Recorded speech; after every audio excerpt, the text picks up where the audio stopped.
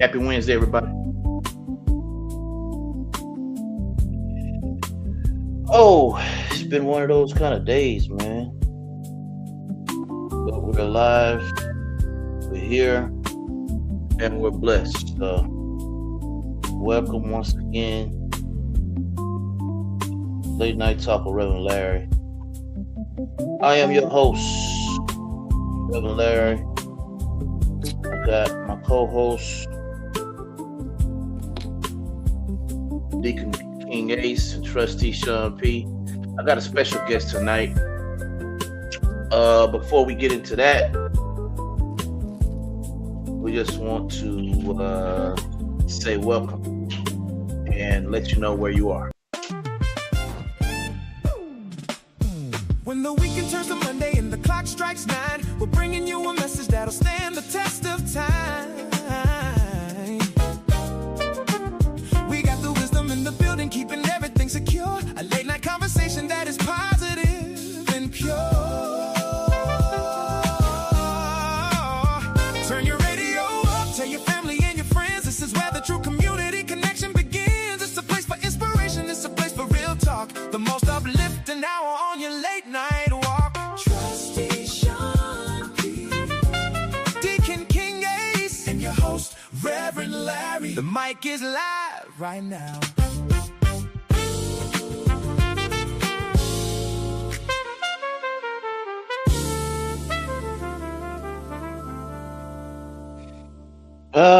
Welcome. This is Late Night Talk with Reverend Larry. I am your host, Reverend Larry, and what's going on, fellas?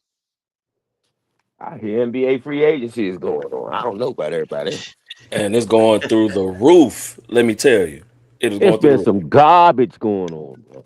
Oh, it's been Man, oh, it's some of the most garbage. recent ones, yes. The most recent ones, yes, but it's been through The the roof. most, It's the been good. most idiotic trade in NBA history.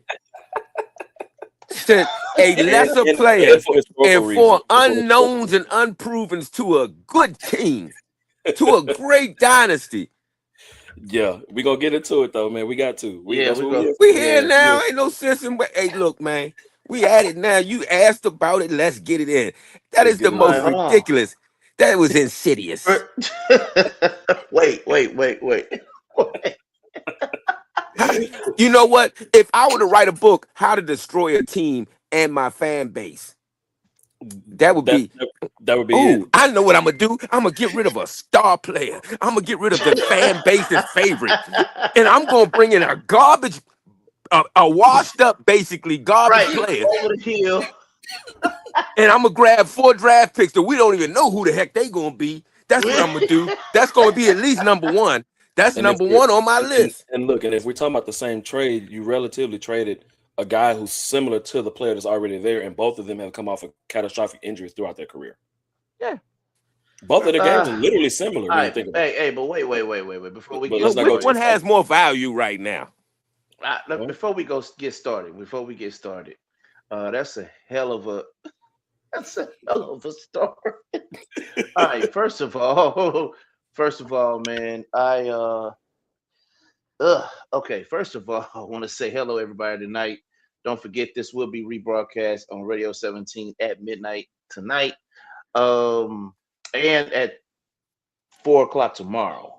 But I saw something tonight, fellas, that we just not solely on sports, but I saw something that was very interesting. I wanted to get a clip, but I was kind of tied up, which is why we kind of started a little late. But Hmm. um, yeah, um, man, I want to ask y'all a question for real. And I got one of my players from the Houston Lady Red Storm, Megan Perry. She's coming on in a few minutes. But before I bring her on, I want to ask y'all something because I saw something that was mad crazy, and I'm gonna download it. I'll have to show y'all.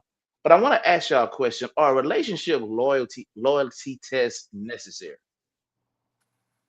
Ace, what you think about relationship loyalty tests? That is that necessary, or bro, you know the answer, you know what you need to do, just walk away. Like what are they necessary? I don't believe loyalty tests had been a thing before now. And the loyalty test itself, um, throughout history, as I've learned at my young age, seeing uncles, old heads, mentors who I've seen who've been married for many, many years. The loyalty test was never a thing. It's certain things that you kind of seen as red flags that would give you indication if they'll be loyal or not. So actually putting them through an entire test, that's all entertainment, which is what we talk about here. In the NBA is about entertainment. A lot of things that we see is all about entertainment and how many views they can get off of it. Not realizing you're really destroying your community and the people who's a part of that set situation. Now, can it be funny at times? Sure, but it's dramatic. It's drama. It's going to sell. It's going to get a lot of views because the moment they find out that the person who's supposed to be loyal to them is not, seeing your reaction in real time is what that's what the viewing, audience wants to be able to see. And so if you can get that normal, natural, authentic reaction in real time, you've either won or you lost, depending on how you respond to it. But as far as the loyalty test itself, I think certain things shouldn't even be on the internet. Like your relationship, Okay, if you but are in a let's take away. serious committed relationship, you shouldn't put it online because you have people who like what you have, who don't like what you have, who's going to praise what you have, who's going to try to work against what you have. And there's nothing you can really do about that part. But the only way that you can save and protect yourself is not putting so much information out there. That's what I believe. Okay, but You take know, away the internet real quick. Go ahead. Go ahead, Trustee Trinity. if you need a loyalty test, you don't deserve to be together. See, That's that's an easy way to sum it up. that's yeah. See, that's where I am. I okay. This is. Were you done with your point, I or mean, that's the only point that I could. If you don't have enough right? communication and trust between yourselves, then you don't Yeah. deserve to be together. If you What have to we go doing? through a loyalty test, then that means you don't trust that person. Right. If you don't trust that person, you had no business being together. Period. Okay. Take away the internet. All right. Take away that's going to be broadcast. Take away. You're just curious, or you just want to make sure, or you just trying to see. You know what I'm saying? Are they loyal to you? Are they loyal? You know what I'm saying? Yeah. What? Um. Yeah. What? So is it necessary? Even take away the internet, to take away Yeah. social media. Yeah. What? Like, I'm like Sean P. Man, bro, if we got to do all of that, like, what are we doing? You know what I'm saying? I'm Yeah. just kind Yeah, of let's old. just move on different ways. Yeah. Bro. Okay, let me bring context. So Okay. I saw one today, right? And dude brought his old lady on the show, and so the show actually have like a dude that, they have people for every situation. They have women, like decoy women who mess with or who flirt with boyfriends, or they have male dudes, decoys, who do the same for women, with women, right? So dude wanted to bring his old lady on, and so they don't know, the person that's being tested don't know that it's a test, or they don't even know why they're there. You know what I'm saying? They just go to this house, and dude be like, "Baby, I'll be right back." And oh, we finna go to the store, or whatever.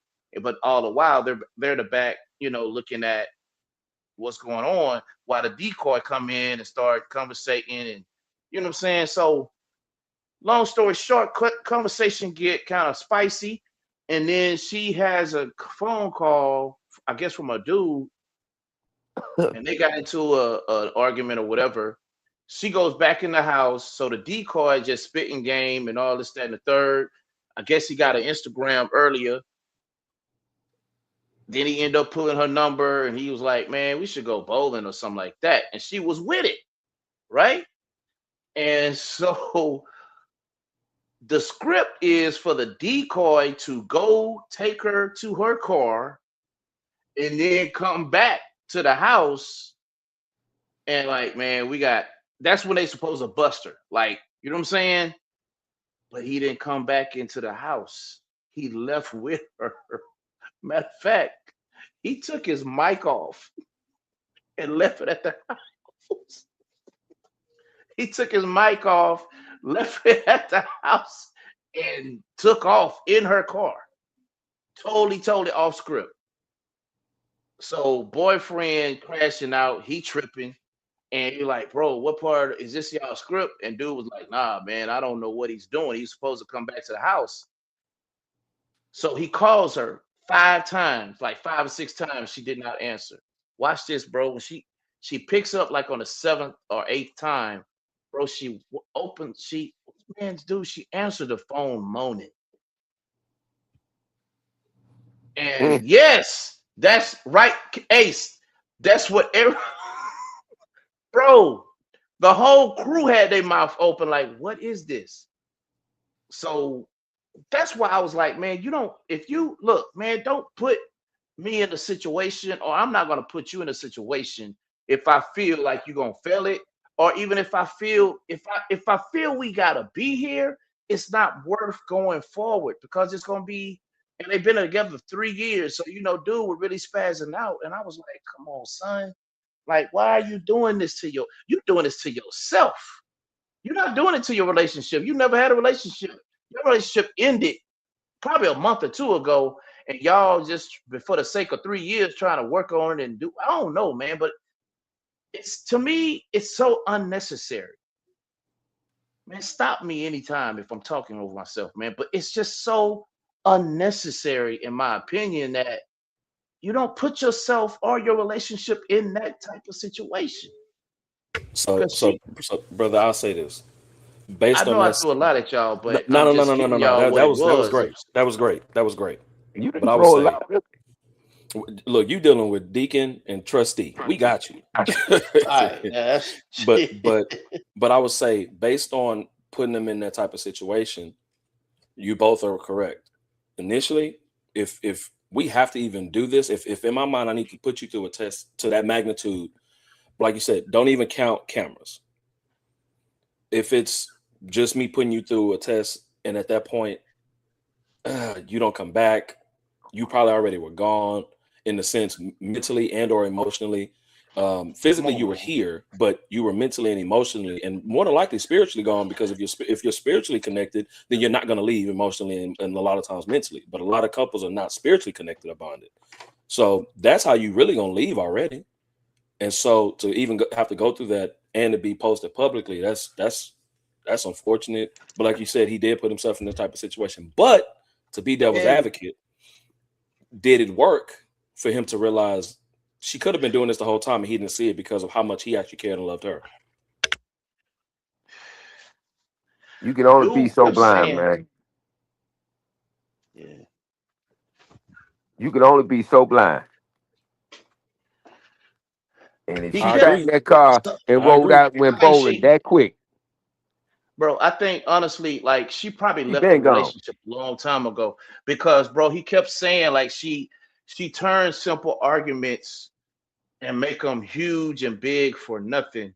And look, I'm not piling on to my queens. I'm just telling you what I just so happened to open up and look. I put it in the chat for y'all to see it. But I don't know, bro. I don't know. But man, look, I got my girl. Megan, how are you tonight? Your mic is on mute. Megan, Hello. how are you? I'm well. How are you? Can you hear me? I can hear you. I can hear you. Okay. I can hear you. Doing well tonight? You doing well tonight? Yes. How are you doing?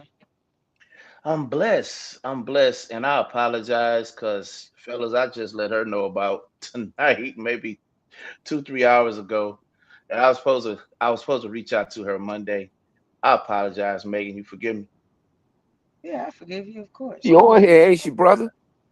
I know. I mean, I know. that's forgiveness right there. No, man. Man, I wanted to bring a couple more of the ladies on, but they were kind of tied up tonight. And Megan said yes, and I wanted to, I just wanted to kind of get a people that's listening, and people that will be listening later tonight, just an opportunity to meet my other team. I acquired a women's basketball franchise, Houston Lady Red Storm, and Megan Perry is actually one of my newest players that I signed a couple months ago. And introduce yourself. Introduce yourself, Megan. I know I did, but introduce yourself. My name is Meg. I'm a point guard, and I don't know. That's it. That's all I got. Her name is Meg. She's our stallion. She's bad. She gonna make it. She gonna do it. No, I'm gonna hype her up. All right. Well, Meg, I'll introduce a little bit of questions for you, if that's okay, just so that people can get a little feel for who you are. Nothing too personal for you. Okay. So where are you from? If that's okay to ask. Oh, there you go. My bad. I'm from Houston, actually. Okay. Well, I always tell Okay. people I moved around like a military kid when they ask me that, so that's my response. You have two other military guys on here with you, so we can relate. No, we can't. I ain't never went nowhere. No, I'm just joking. Oh man, go on all that. All right. What side of Houston did you grow up on primarily, even though you moved around a lot? Well, actually, I graduated from Baytown, Texas, actually. Okay. Specifically. Yeah. Okay. And Yeah. as I far did as a little family, bit. I went to school at Shorter University, a little bit at Lamar University. Played semi-pro before with Denver Dynasty. Um, Hmm. yeah, I've been following Mr. Larry and the Red Storm for quite some time. I was actually waiting on the women's team, so and I look, was Somebody about to make a excited. left your hand opportunity turn. presented itself. Look, Yes, yes. what you were saying, Sean P. I'm sorry, man. It sounds like somebody about to make a left hand turn because we'll never turn the signal on because it's always right. You can go right on red. Yeah, that's me. Y'all catching me on the move, but I had to do what I had to do. It's like they I catch me like that all the time, girl. Yeah. And so for you being a point guard, what hand are you dominant with? Oh, you want me to give it away? Nah, right. I'm right hand dominant, but I can go both. I can go Okay, left if and you're right. ambidextrous, then that's cool. That works out perfectly for your team because most teams need a player that can go either side. Yeah, All right. exactly. See the floor? Yeah. Okay, so you have good vision. Okay, so you're a passing guard or a scoring guard Um. or a Well, combo or a combo or a mixture of I'm a both. combo guard, but I like to do what's best. Like I like to make the right play, make the best Mm. decision that's best for the team. Ultimately, I'm trying to win, so that's the goal. But Okay. combo guard. Okay, so you one of those guards that's gonna take a random charge if you need to as well every now and then. Actually, I am. Okay. Actually, Okay. yes. I love taking charges. I can't dunk, so that's my opportunity right there. It changed it. It's a complete momentum change. So Yeah. yeah, actually, I am. Okay. My tailbone hurts right now from And one I one took more. last week. Okay. Oh, okay. Okay, you had a recent game where you took one. Okay. Was that Tuesday And night? just one more question I have for you, Yes, it unless was. Trusty Sean P or Rev got for you. Do you I'm just are here for you the comedic part of it. are you an only child or are you an oldest sibling, youngest sibling? I am the middle child on both sides. Mm-mm-mm. Okay. Okay. Both Oh, sides. That what means does that mean? it's a What rack does of that them. mean? Sound You like it's a said, could you rack of repeat y'all that? when you say both sides. Uh, yeah, yeah, I guess. Yeah, and they keep I they have keep. that comes out And there. you have the most competitive position being the middle child because first of Be in the all, middle. you Yep. don't like having the older siblings outdo you. Number two, you not gonna let the younger ones do it. He gets no arguments from me. I know. I already. He gets no You arguments know from why me. I know that? I'm the oldest, and I know how my the middle siblings are. Man, they be trying to get big. That they on Sean Hall. I won't get you, Sean. I'm gonna get you. Not gonna get me because I refuse to let the youngest get me. But the middle ones, I mean, they give me hey, the fight. hey, man, I don't even know what losing is. I'm the oldest. I don't even know what losing Yeah, is. and same Like, here. So you, Larry, you know, I yeah, know. I'm the yeah, oldest of six. yeah, they. I don't even know if I've been tested because what's understood don't need to be explained. Hey, look, when I tell you, I dominate every contest as the oldest. I'm gonna tell you the only ones that ever give me, ever. It's not the one closest to me. It is that middle one. That middle one gives me because, like I said, they trying to get to it, the older ones, but at the same Mm. time, the younger ones are challenging them, and they getting more. They getting it from both ends. That's the one that challenges me the most is the middle. Well, I can. as Man, the middle child, I can say there's none there. I don't have one that I've ever lost. Uh-oh. mm. That's that competitive side you was talking about, Sean P. Yes, sir. Oh, absolutely. I'm gonna The middle ones can I'm be gonna tell you trouble. what. Let me tell y'all what attracted me to Megan. She sent me some film, and it was just the way. Of course, I was impressed with her, her skill set. But and this is before she even came to the trial camp because she did come to the trial camp. And the reason I still had her to come to the trial camp because I get film all the time from everybody, and I say, man, I know one time I got film from one kid. He was a guard, and man, he was shooting threes like crazy. And of course, it's highlight film, so just going, man. So I give him an opportunity. We do a scrimmage, couldn't hit 1 3, and that's because he picked up 15 pounds. And I was like, yeah, from here on out, whoever sent me film, I gotta see it to make sure it's real. So she sent me film, and I told my wife, I was like, man, I fell in love with her game. And I said, but I gotta see her. I gotta put my eyes on her. And I said, if I put my eyes on her, I'm not gonna say what I said, but I did what I said I was gonna do. Right, right, Meg. Right, right. um, yeah, but she's the real deal. Like she remind me a lot of Cynthia Cooper. Her game, her swag. She got this thing about her shoulders. I love she. I don't know if she knows it, but she does this thing with her shoulders when she walk, and I love it. It's the confidence.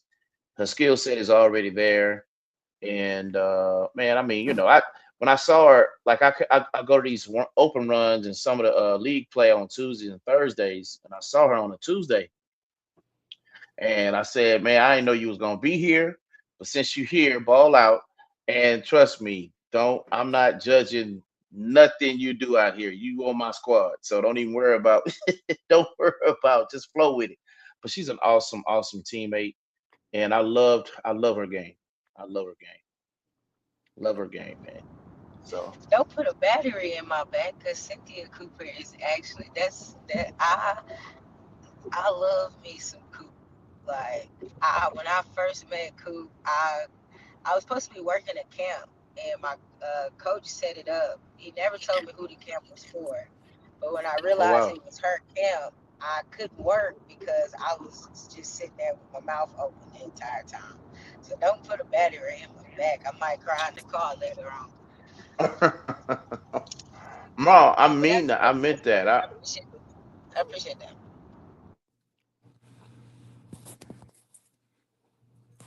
Is Cynthia Cooper one of your basketball idols from the WNBA or for basketball in general, or do you have a WNBA favorite, an NBA favorite, overseas favorite in total? No, Coop is it for me, like in general, like period. But she always has been like since I was a kid. When they my mom had to break the like came to the school and broke the news to me about the comments being sold, and I cried in the hallway. Uh, but it was like that. Like I love me some Coop. But I would look up her stats from college, from overseas, and I would not leave the gym until that shooting machine said that percentage was. I didn't care if it was 1% over whatever stat I was looking at, whether it was her 3 point percentage from the right wing, her pull up jumper from the left elbow. Like it didn't matter. Like I was just trying to make sure that I was at least 1% better than Coop, and I got it on film. I'm kind of scared to say it. I'm gonna leave it alone just in case Coop see this. I'm not gonna say it. Never mind. So Well, we all love Coop here. no, oh, absolutely, Oh yeah. absolutely, Oh yeah. Absolutely. absolutely. I don't Huge like her new fan. Huge last fan. name, but I love her.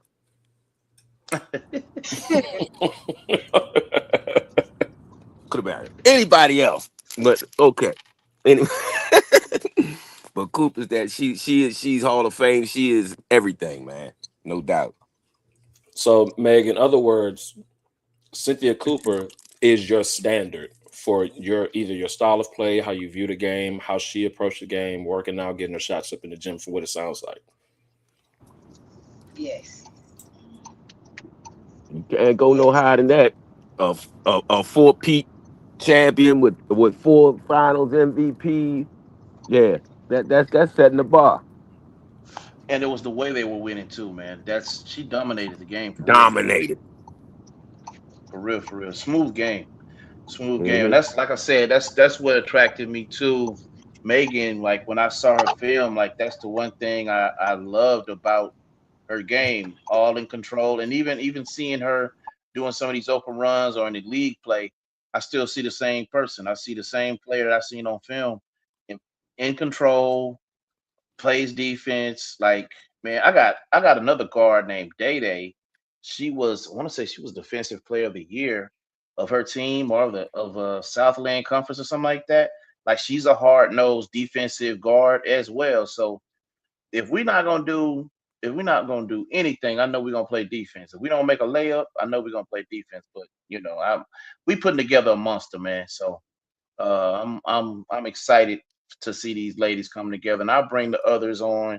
I just wanted to introduce everybody. I talk about the Houston Red Storm all the time, and I wanted to just really share with the world my other franchise, my other family, the Houston Lady Red Storm, and let everybody know what we're building, so they can come out and support. That season starts July of 2027. And so I'm slow cooking that. One thing I learned about the Houston Red Storm is I went at that too fast. I bought the team in August. I bought the team in August. We had a trial camp in September, and we started the season in October. That was I very didn't get a fast. thing. That I was didn't get very that thing. No fast. time to cook. I didn't give myself no time to cook, but we're gonna slow roast. We're gonna slow cook this one, but I'm excited, super excited about the ladies coming together, and Megan being one of the top, being one of my first signees. She's one of three that I brought on and signed. So y'all got some questions for her? Yeah, Meg, while we have you here, we definitely want to appreciate your time while you're with us. So thank you for joining us tonight as well. Firstly, we want to welcome you to Houston. H Town is what we call it, of course, you know. What was it about the culture, the organization, and the vision of the Houston Lady Red Storm that made you realize this was the absolute right place for the next chapter of your professional career? Well, like I said, I have been following Red Storm before the women's team was made official. So it was just exciting from jump because, like I said, I played for Denver Dynasty, and Houston didn't really have much for women, women's professional basketball as far as like they did in other states. Besides like just some other leagues around Houston and stuff like that. So then once I did get the opportunity, and I'm a very observant person. Like whether I'm just looking at like how you move, like what you say lines up with like the things that you do. Are you gonna do what you say? Things like that. So what made it like official for me, I just was paying attention to Mr. Larry and like how he like treated everybody. He was welcoming. He was honest, like up front. And I just could tell like he moved, and like when he says like you're like family now, like he means that, like, and he said it from jump, whether that comes with like the good and the bad, like we'll figure it out, but you're like family, and I'm gonna make sure you take care. You're taken care of. Wow, thank you. I mean, it's family is huge to me, and everybody know about the recent loss that we had with Eric. Um, but I know, um, Yeah. there go James Boogie. Oh man. I know. I know I've been trying to do a women's team, Ace, for a long time. Like I've been wanting to do a women's team for about this is my third time in 4 years. And I'm cut from a different cloth where in a sense where of how I approach professional sports or even semi-professional sports, where my players don't have to worry about anything, travel, uh, game day. Um, we don't.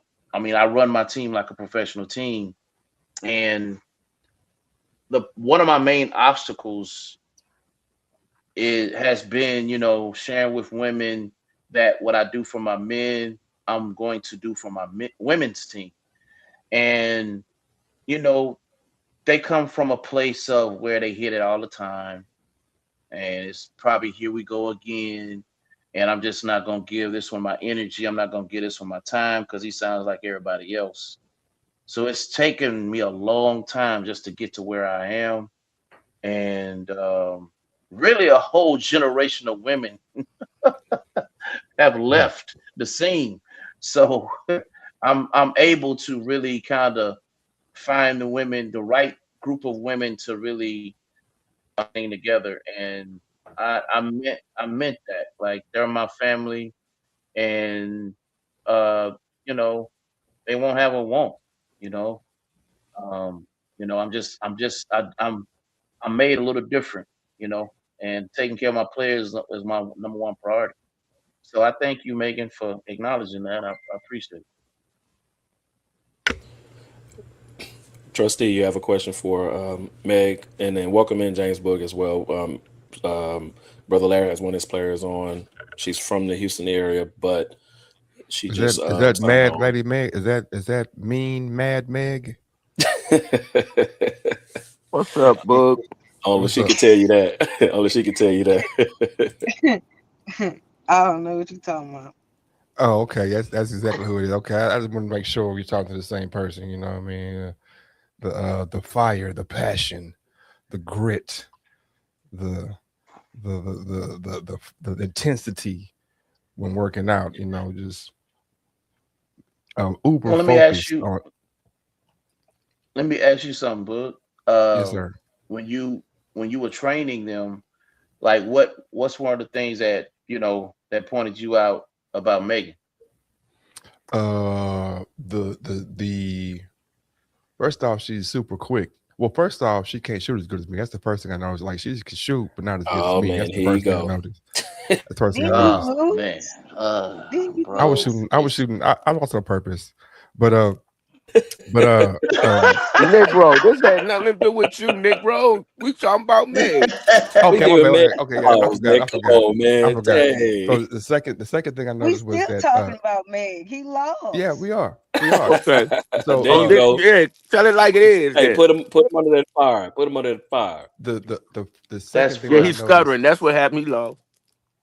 the second thing I noticed that she was striving for perfection, and that's a component of greatness. Is like when you are trying to get to a space, and like I said when I was talking to him, like people see basketball differently, and I don't really view it as a skill set when you get to certain levels.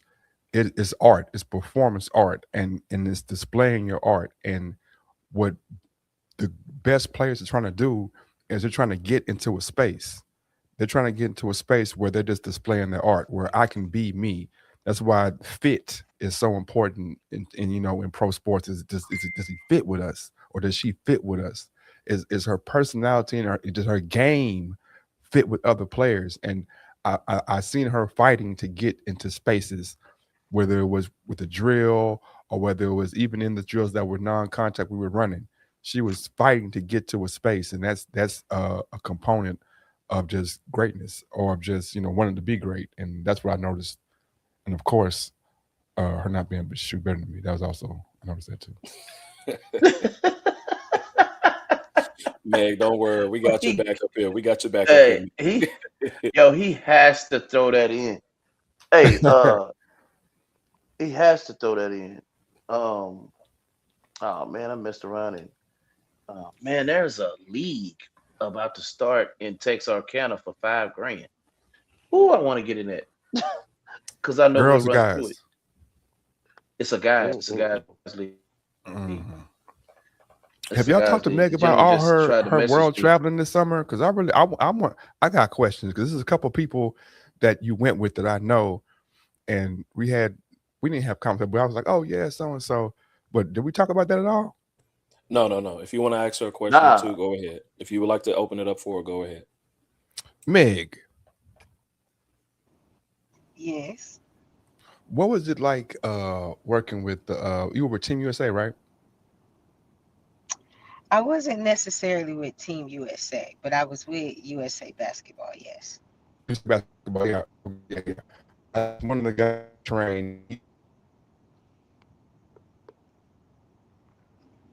Oh no, you're breaking up. each uh-oh. other. Yeah, I you am, got Hey, I but am. yeah. You got cut off for like maybe like yeah, 7 seconds.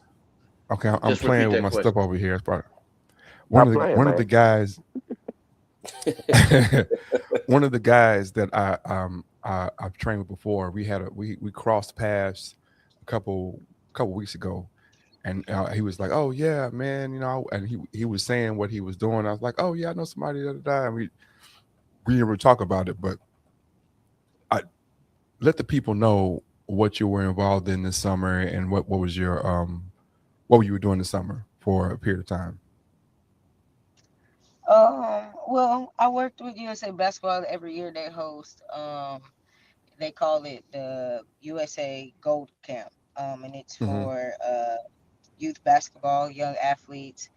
They have to go through like some process to get into it. But it was a pretty dope experience.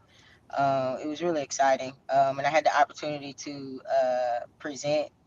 I did an off court presentation on arrogance versus confidence. So that was really dope. I met some really dope coaches. Um, I learned a lot. I think the coolest thing about it is like just the way that they set the whole thing up. So it was exciting just to be around some good basketball, a different environment. It was dope. It was real dope. Did you find yourself because when I do things like that or when I'm in those kind of settings, I find myself in two places at the same time. So in one instance, you are one of the coaches or one of the people that are presenting. So their eyes on you as a teacher, coach, as a mentor, but also with your peers, it's a lot of learning that goes on. Like there are small tidbits or even big tidbits that you might grab. So did you find yourself in that space at times like, oh man, that's I'm gonna take that and use that and when I go back to my people. Yes, absolutely. Um, whether uh, I don't know if I'm allowed to say this, but you know how they have the little meta glasses. Sometimes I Yeah. like took a little quick little picture so I could like take it home, put it in my pocket just in case I forgot about it or something like Yeah, that. yeah, yeah, yeah. But yes, definitely, definitely. But like honestly, like they're so like the environment was so great and so like growth oriented. Like all of the coaches did. Like I just had a different technique of taking my notes. Like coaches had pens in their pocket and was pulling out a notepad, and if they liked it, it was literally there for you to learn and grow from it. Like take it home. I think Hmm. like the dopest thing that I experienced there or the person that I met. Well, I mean, it was like so many like dope, great people. So I don't want to like just point one out, but I think it was so dope. This individual was so dope because she was like the most winningest coach in the state of Arizona. Like she had like Mm. so many numbers were thrown out, but I want to say at least 10 to 12 state championships. Um, so yeah, and she just didn't want to talk about it. Like not in the like a rude way. She'd just be like, "Oh, like that's nothing." Like, but it was Yeah. like real genuine and like humble and like she was even taking notes from like things like so it was just dope to see like everybody was just like wanting to grow like it didn't matter like who you were like there's literally no ego so I mean Mm. it's just a little like to tell you like how grateful I was about it like I cried when I got the opportunity. So yeah. That's dope. That's dope. Man, A lot. Go ahead. No. I mean, one of the huge things I'm a James Boogie knows about this because he's VP of community development for us. I'm huge on community development, man. I'm huge on players giving back and players being able to um, reach the youth. That's huge to me because it's rarely seen at this level. People really think we're just either on the road in the gym, back home. Like I try to put, we try to put, JB and myself, we try to put initiatives where players can, implement and put them in front of kids that, give them.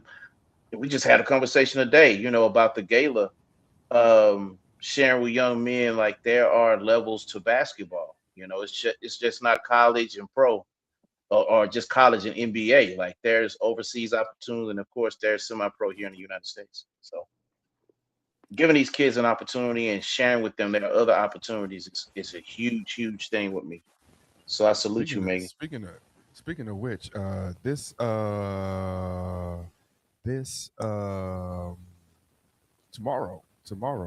tomorrow at 4 p.m. at Hastings High School, we have a free camp. So tell one, tell all. If anybody wants to come out, you're more than welcome to come. But tomorrow from 4 to 6, we have a free Is he camp. still over there playing with stuff? I'm doing it again. No, Ace fell off, man. He'll Oh, be it's back. Ace. Ace fell off. Boogie got quiet. Oh man, I'm over. Yeah, I'm playing with stuff. I I hear ain't you, lying. There you go. Is that better? man. I don't hear Boog. It's, Meg dropped. it's too loud. It's too loud. Yeah. Too loud now, dog. I don't hear him on my end, Larry. Uh-oh. Yeah, he done freezing and going on. He kicking folk Here off. come Meg. I'm There you go. Now you right. I'm good. Now You you are right. now, Yeah, you yes. good Stop now. playing with stuff, man. And matter of fact, is that a Sixers jersey you got on? Hey, I got something for y'all today, man. When y'all No, start talking Boog. basketball, Boog. Is I that a got something Sixers for you. jersey you got on? That's a Philly, man. That's a Philly, man. So you just gonna rub it in, huh? Yeah, You look, rub man. it in. Oh, They just man. totally It's, took advantage of the Celtics and gave them some do. Hey, the Celtics, uh, they got fleeced, man. They got fleeced. Paul No, they did George that to is themselves. they Paul did. That's George.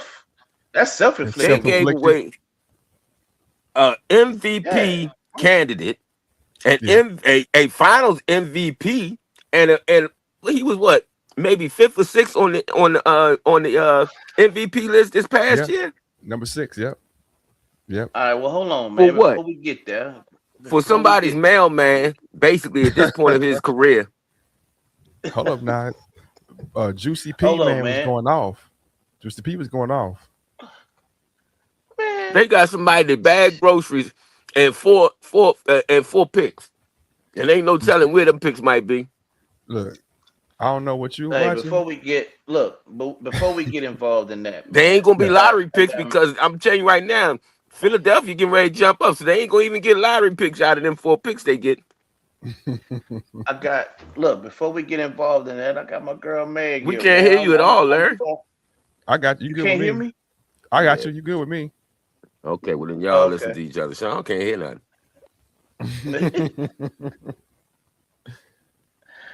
No, man, I was just saying, I got my girl Meg on, man. I just want to. Meg mic Take is this- muted, so I know I can't hear Meg right now. There she go. Hey, lady. Nah, her mic. Yeah, there she go.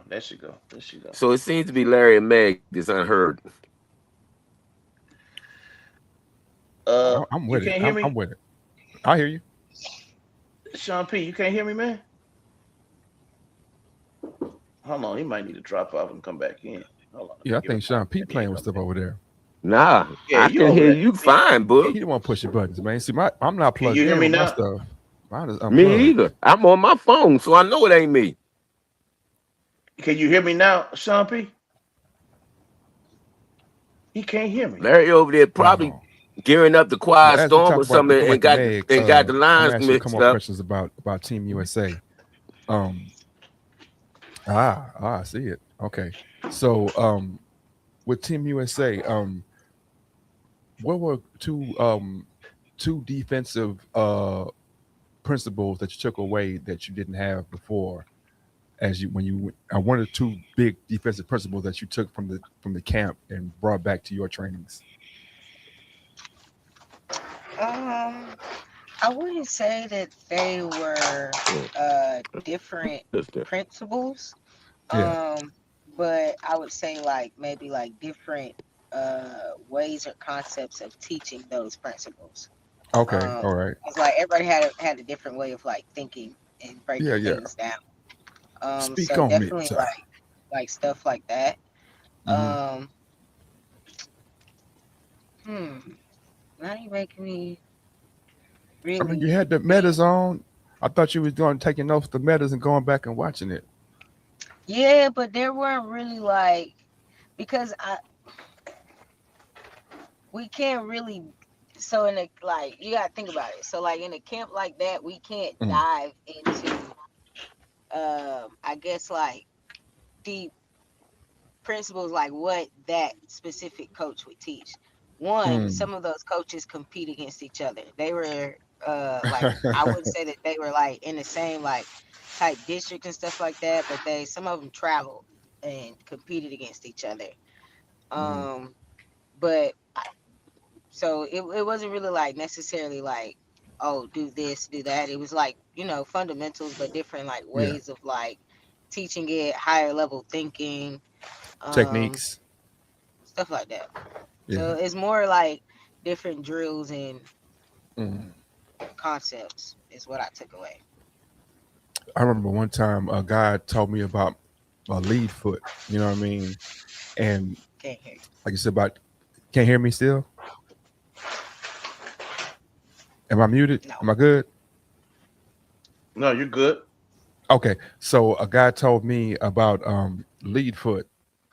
You know, people like to teach from the offensive stance of, what to do on offense.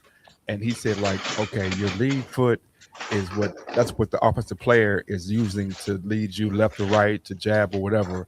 So on defense, you control that lead foot. And, when I started teaching that, I saw guys, guys and girls, their whole defensive attitude change, because once you have a new perspective on something, sometimes it can open up. It's like opening a can of worms. Like you're taught one thing, but when you understand how to really how to use that thing you're taught, because sometimes everybody says, move your feet, put your hands up, turn them. But when you actually understand that, turn them this way, not just being there, but going mechanic to turn the person, and I was if you had, just little tidbits that open eyes in a different perspective to see things differently. What's your favorite part about teaching basketball? Repeat that one more time, man. Repeat that one more time. What's your favorite part about teaching ball? Ooh, you're going in and out a little bit. It's your internet connection, probably.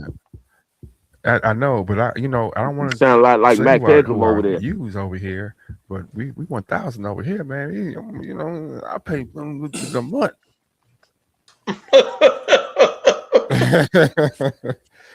Let me see. I'm gonna close everything else on my computer to see if that helps. You have any questions for Meg, Sean P? Well, since you asked, let me see. Sean P can't hear you. I can hear fine. Can you hear me? That's the question. Can y'all hear me? Oh. Mm. So now they can't hear me. Oh my God. I hear you good, Boog. You know what I'm saying? The devil. Boog, I can hear you fine. I don't hear anybody else. Yeah, I can hear you all. Wow. Okay, so it's the three of us hear each other. Yeah. Hey, Boog, and now I hear you, Larry. Come out and come in, Boog. All right, it's no problem. I can do that. Can you hear me, Larry? Okay, all right. Now here we go again. Here we go. Miss Meg, for you. I know you're joining a new squad, which means you got to build a lot of new connections fast. Have you had a chance to connect with your new teammates yet? And how do you see your game complementing the current talent on the roster?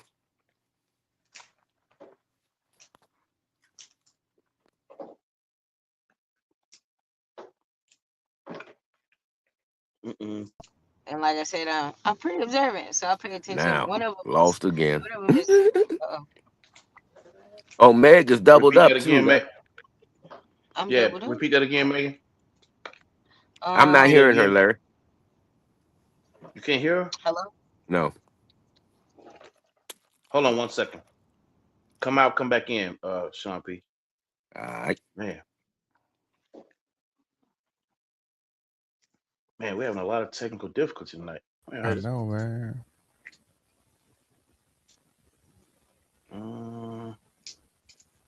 You start with me because I'll go to the bat phone and do it that way if it's starting with me. Was that a catalyst? No, you good. Bat phone is crazy. Meg, can you hear the following people that's here right now?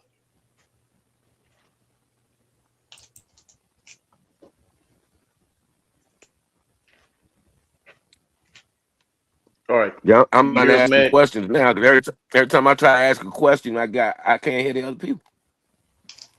You can't hear us now? Yeah, that's weird. Trusty, can you hear I'm us gonna do now? my trusty Sean P thing now. Okay. All right. Can you hear us now? Can you hear us now, Meg? Oh man, I lost y'all again. The wildest Oh, part man. is like he's like I lost y'all, but we could hear him. That's crazy. Yeah. Yeah. I don't know. I can't wait to get to this free Megan. agent talk because I got something for y'all, boy. Oh, I got something for y'all. I told y'all. I tried to told y'all. Oh no, we've been ready for this. I tried to told y'all. Hey Meg, can you hear us now? Yeah, we ended. Meg? Can you hear us now, Meg?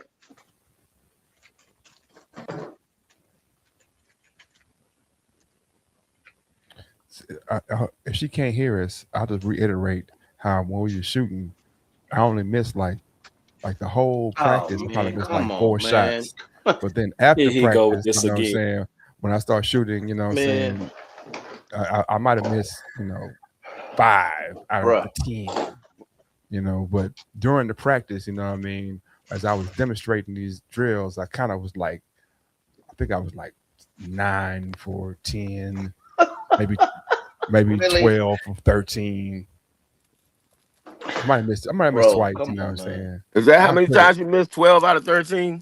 Because No, we that's believe not what I that. made. I'm No, we pretty don't believe efficient, that. man. We I'm don't pretty believe efficient. it. Oh, Y'all lucky we not but look, like, on what's called because I would play my game film in the background if we was on if we were on the other app. I'm not gonna say it because I don't know if they're not paying me, but we was on the other app on starts with a Z and ends with a I would play my game film in the background. You can see me. It wouldn't. Z with a is crazy. yeah, Z with a is crazy work. That's It crazy work. some stuff. They I ain't don't know paying me why yet, we man. having so much. I don't know why we having so much technical difficulty tonight, man. Getting this May situated. I told her to go out and come back in, so I'm gonna wait for her to go out and come Well, back in. I you just know, I can't. things get hot when you have more than 1 to 3 persons of colors, And now Oh we yeah. got 5 people up in here. Say 6. Everything, look, just gone snap, pow. It's some poltergeist Yeah. effect going on right now. Can Every you hear us time now, we Megan? come in, 2 go out.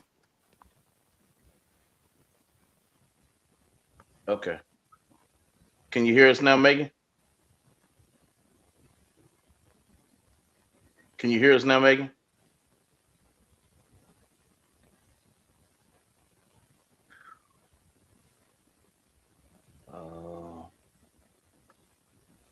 I don't want to Okay. drop any spoilers, but have y'all said anything about Kyrie and Murray? No, we haven't talked about We're- anything for free Okay, agency okay, or anything okay. at I'm all. gonna We haven't cry. spoken about free I'm Yeah, agency we at haven't all. talked about anything. I'm gonna cry. I'm gonna Megan, cry. Megan, can you hear me? Can you hear Yes, us? I can hear you now. I can hear Okay, you there now. we go. Okay.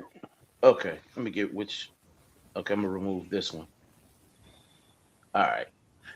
All right. Sean P had a question for you, but Sean. Okay, there goes Sean P.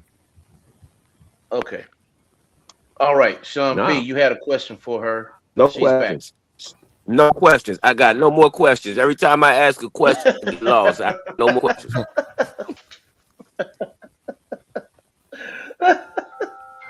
Oh Sean man, P. time now. that's funny. Yeah, you know, That's funny. I'm scared to ask any more questions. I'm losing pieces and parts of conversation.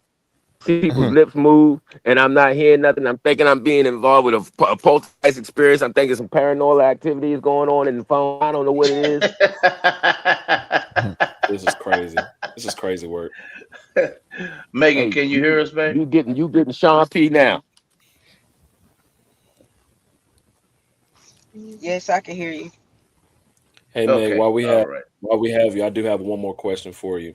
Hopefully, the internet gods will be on our side. So It was a For real. for the question most part, about relationships, right? no, this one wasn't about relationships. This was still about you. But if you want to go into Well, that, let me. tap into that Well, while we're here, yeah, then Yeah, yeah. that was we my can. question. Okay, well, go ahead, Trusty. Unless you want to put it in the side chat and Oh we no, read I it out. asked the question is that Answer. Go ahead, P. we had an opportunity to develop the necessary relationships and see how you're going to complement your squad. Is what I was asking. Okay. I would say not necessarily. Like we followed each other on social media. Like I said earlier, I'm pretty like observant. I could tell that one of them is like hilarious off back. The other one, she's pretty quiet. Um, as far as like how we would compliment each other, like you said, one of them was defensive player all of the year. So I know right off back, like. She's a defensive dog, so that'll help us in transition. We just need to be able to run the floor. And the other one, she's a great shooter. So as long as, especially if I do my job as a guard or as a point guard, and get into the lanes and make the right play, make the right read, and draw the defense, and be able to kick that ball out to her, I know that she'll be able to knock that shot down. It's just a matter of knowing exactly like what from what I see on film, she just and I've seen her play like live in different leagues. She can just knock that thing down. So it really don't matter like on what side of the floor she's on, honestly. But that's pretty much what I see so far. Okay, that's all I'm asking. I'm scared to ask any more. We had so much trouble tonight. Technical difficulties abound. What you got, Ace? Oh yeah, so you kind of spoke on it earlier, but we'll kind of just reiterate for the listeners to really kind of hone in on your response. Every player brings like a unique style and spark to a roster, and for the fans of the Lady Red Storm and the men's team, who's also going to be tuning in, how eager are you to suit up? How would you describe your style of play, which you did, but just for the listening audience who's coming in who hadn't got a chance to hear you say it, and what specific energy and plan would you bring to the court this season? So it's a 3-part question. So if you want me to repeat it, I can.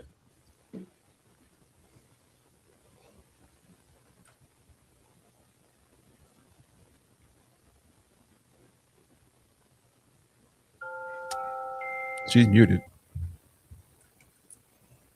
Hey Meg, if you're speaking, you're muted.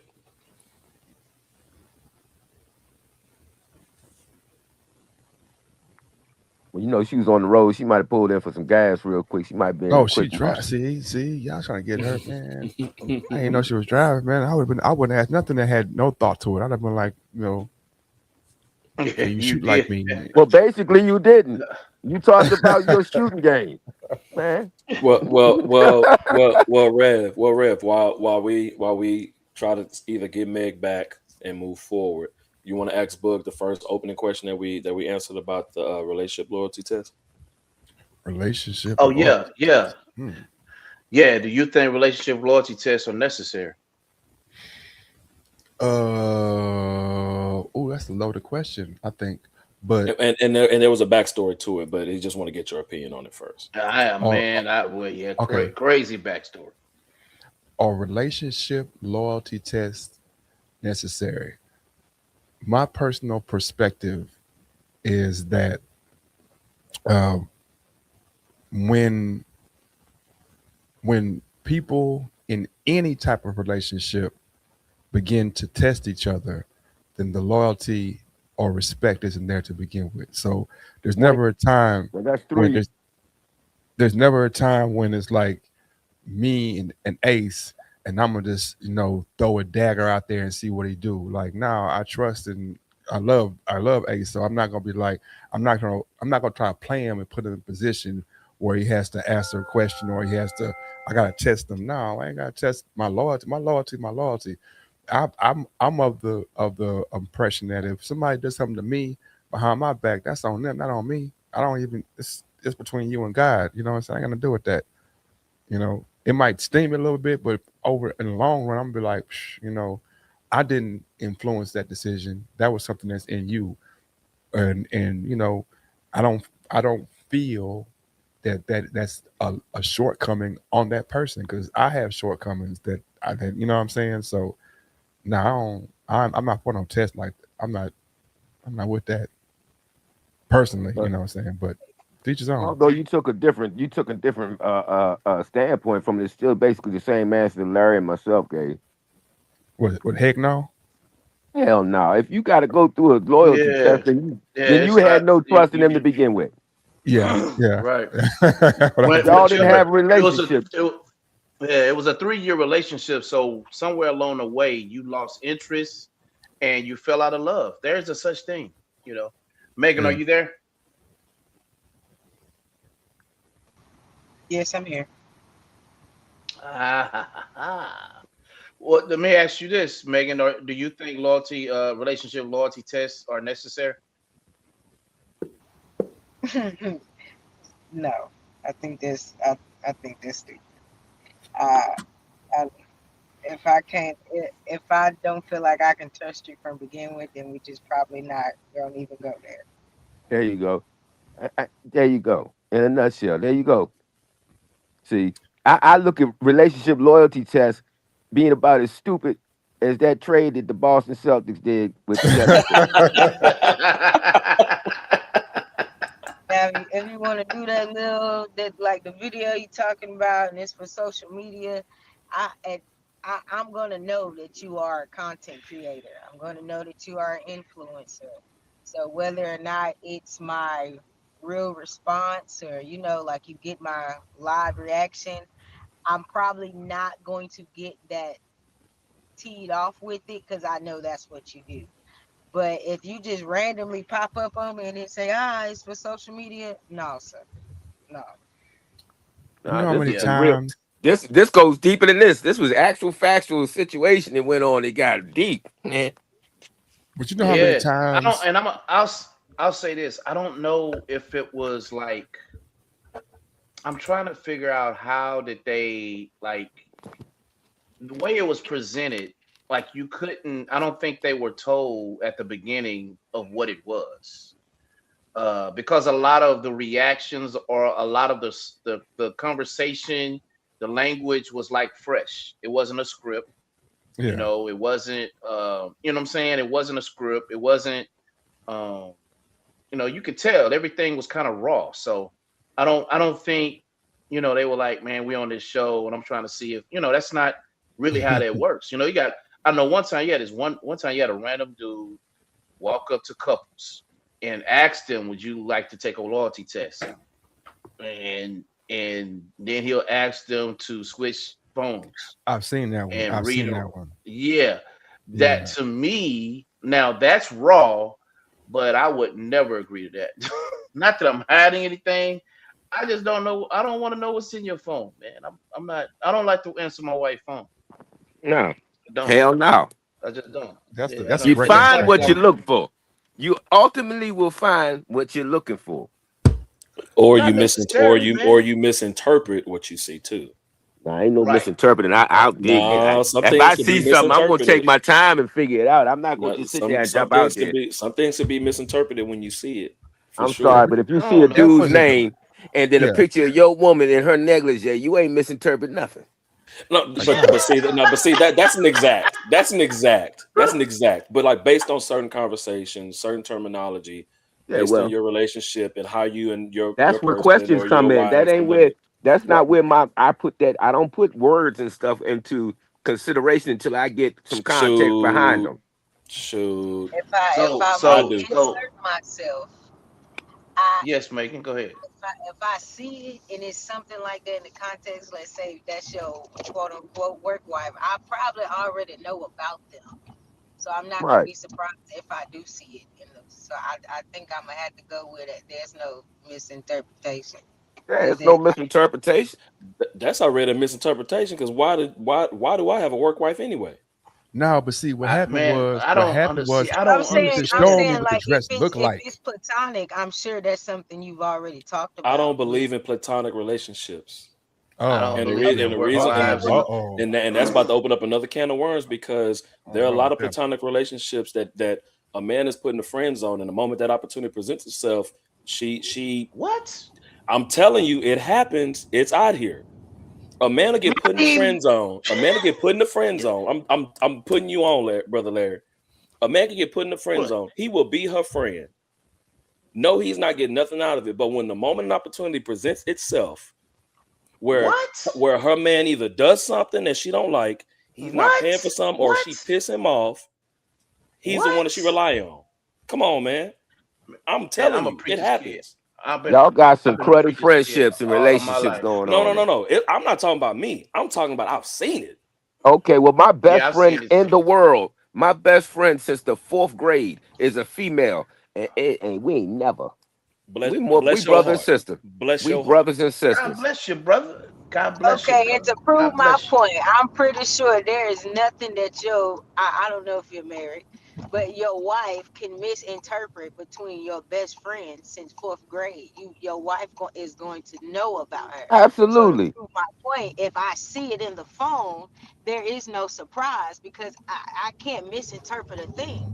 You've already Right. told me as your spouse. So and Right. if I see it and I don't know who Billy Bob is or whoever, you get what I'm saying? Ain't no Right. misinterpretation. You ain't tell me about it, so it is what it is. Exactly. So she ain't finding nobody else up in my phone like that because I ain't got nobody else up in my phone like that. I got a whole different phone for that. No, I'm just joking. That's my work phone. That's my work phone. That was My a work joke. wife That on was a my joke. phone. My man got a bad phone. He hit you with that Hey, gotcha moment. Look. hey, hey, man. I ain't Ah, gonna lie. I had a bad phone too, man. I ain't got no bad phone no more, but I had a bad phone, man. You know, when them crickets. You know when Yeah. Cricket oh, first came out, man. Nah, I can't $22 relate. a month. I I can't don't relate. remember that. I can't relate. Mint Mobile Man, is Yeah, get but that. 15. yeah, like I if have you the same if you phone number I've had since I've had a phone since 7th grade. I've Yeah, well, never oh see, switched you God bless numbers. special. you. You're a real hundred special dude, Everybody, man. I've never switched I numbers. I've change never mine had that three type of times a situation month. going on. So, exactly. I See changed what mine. I'm saying? I used to Stuff change. like that. I changed mine. That could be viewed as something to No, you know whoever is Nah, my why? listening. wife. You Or know why? I have the I My exact wife. change same mine number. 3 times because I just don't feel like talking to nobody sometimes. Sometimes I just don't feel like hearing from Negroes. I'm sorry. I leave y'all alone from time to time. I Hey, change the you know number up what, man? quick Real talk, bro. I used to not pay my phone bill for like, on cause I purpose. hate contracts. Man, Yeah, for like mm, 2 or 3 days. For yeah, 2 or 3 days, bro. It's the most peace. yeah. And it's unfortunate. Like so Yeah. I was in a meeting. I was in a meeting Saturday with my media team, and I was making a point. I said, "Now look, y'all, I'm a I'm going to erase all of my notifications, and I'm gonna show y'all how busy my phone is, and I'm gonna turn my phone ringer off, and I'm yours 1,000% right now." but I'm gonna show y'all at the end of this meeting how many notifications I'm gonna get. I erased my notifications, I cleared them, shut my ringer off, and it was just me and the media team for like 45 minutes. 45 minutes was up, bro. I scrolled down my notifications, and it was like at least 45. It was like at least 45 notifications. All right, Megan, look, I want to say thank you for stopping by. Thank you so much for coming. Absolutely. Hey, thank you. I appreciate you so very much. And I look training forward to camp seeing you on is court. July. Yeah, Like- training like- camp is July 21st, and we Even though I stay definitely in DC. excited about it. So thank you so We're gonna much. jump Thank you so much, Megan. Yeah, it was fun. I appreciate you. It was fun. Thank you. Work on that jumper. Yes, ma'am. Hey, and come back. I have to invite you back again, and we all can talk grown folk talk. All right. Of course. All right. You have a blessed evening. You too. All right, you as well. Drive safe. Man, she's gonna be something else, man. I'm telling you, she's gonna be something else. When you say book, I was working on a jumper, You but tell her to drive safe now. After you done had an entire conversation with her behind the wheel. yeah. Drive safe, issue. Yeah. By the way, Well, drive safe. because she's actually leaving us this time while we were concerned about her actually still being able to be on. So I apologize for not having the proper hospitality. I apologize. It's okay. It's all good. nah, she's gonna be. Man, she's gonna be a very nice addition. I'm very meticulous, even with the men. Like with the men. I get so many inquiries about tryout camps, and I'm just not gonna do it this year, man. I think I told James Boogie, man, it's not in me to just I'd rather go get what I want, and that's how I've done the women so far. So every woman not every, because there's some coming back from the trial camp, I gave them an automatic pass to come to training camp, and that's just so they can get a feel of what type of competition and what type of IQ that you need, or what type of IQ you're going to need to be able to play on this team. And I'm very intentional of getting the players that I want. I hate trial camps. Not gonna lie to you. This is my 20th. We're going to our 20th season. Yeah, go ahead, man. Oh, I want to respond to Robert Spears in the chat. Robert Spears had a great comment, and that's one thing I do too. He said, "Just don't give them your number, and don't answer the phone. If that's the easiest way to keep the phone line clean is don't give them a number or don't answer the phone." Well, I hate to kind of counter that, but as time progresses, because everybody know I'm notorious. Everybody on this line know I'm very notorious of changing numbers. I change my number every 3 years. I think I've had 4 numbers on JB. Sometimes along the way, you meet people, right? Mm-hmm. And you give them your number, and it's okay, it's fine. But then there's another segment where that person kind of shows you who they really are in business or personal. They show different sides of themselves, of you, to you. And so, sometimes, and that's why I used to do it every 3 years. Yep. Like Mr. Spears says, sometimes they don't want none at all. That's what it is. Sometimes they just call you, be calling you. Yeah. Let's get to this free agency, man. Let's get to this free agency, man. I am crunk about this, man. Let's get to this free agency, because there's a lot of stuff that happened that I told y'all was gonna happen, and y'all told me, man. Okay, I told y'all. Man, what? Okay, look. First of all, Sham's been busy, right? Y'all. Man, you say you telling us a lot, but you ain't telling us. You telling somebody else, because you ain't told us. Y'all ain't told down about Ace Bailey, man. I told y'all, man, it's a bench player next year. I told I told y'all. And but you got to realize this. But you got to realize this before the season even started. This is before the season started. They haven't even got a chance to actually get into training camp. So where it is now, and nobody knows the depth chart, constructed now. That can flip. The Jazz it can still flip. Going to the bench. Why would I say? Well, okay. You can say one thing and then you show something else, and you can show something else. Why would I tell my young player before the season You go into the bench. Why would I kill his confidence for the season even start? The same way GMs, coaches, and organizations tell players they're not trading them, and then they're traded within the next 2-3 hours. Yeah. Church That kills finger. confidence too. Okay, so Church both finger. of It's those the things are same wrong. thing. Both of those things are bad Church ideas. finger. No, I agree. Church finger. Who is the Rockies? Who's the Jazz starting five, man? Talk to It's me. gonna be marketing. It's gonna be I think Keon George, George. It's gonna be Peterson. Triple J. It's gonna be Triple J. Triple J. And who they just got? Oh, and Nurkic. I can't. Yeah, he came from a few teams. He played with the Suns. He's played with quite a few teams. Bro, he's coming off the bench. Dog. He got some. You talking about Nurkic's Yusuf coming Nurkic? off You said the bench. you say Yusuf Nurkic is coming off the bench? Yes. No, not at all.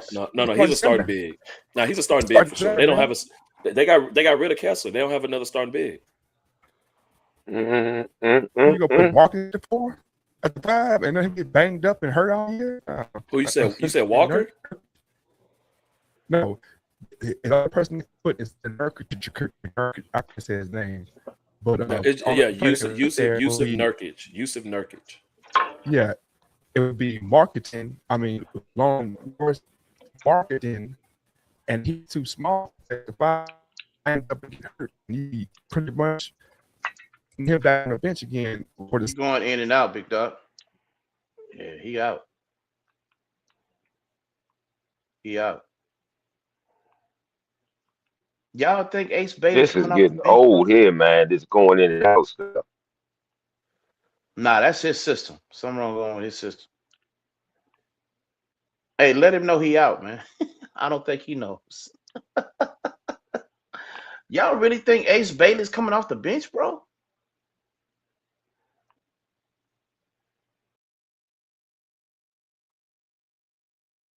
Ace, you're on mute, man.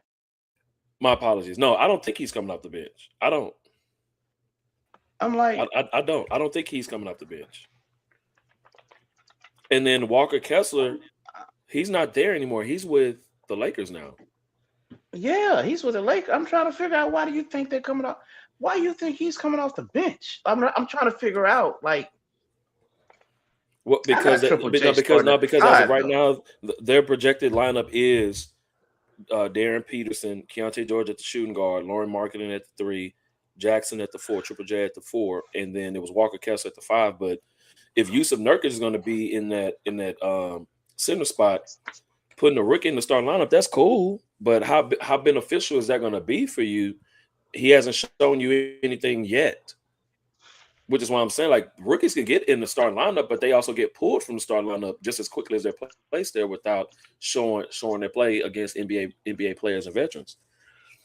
And to be fair, Ace Bailey he never even wanted to be in Utah, so that could be another thing.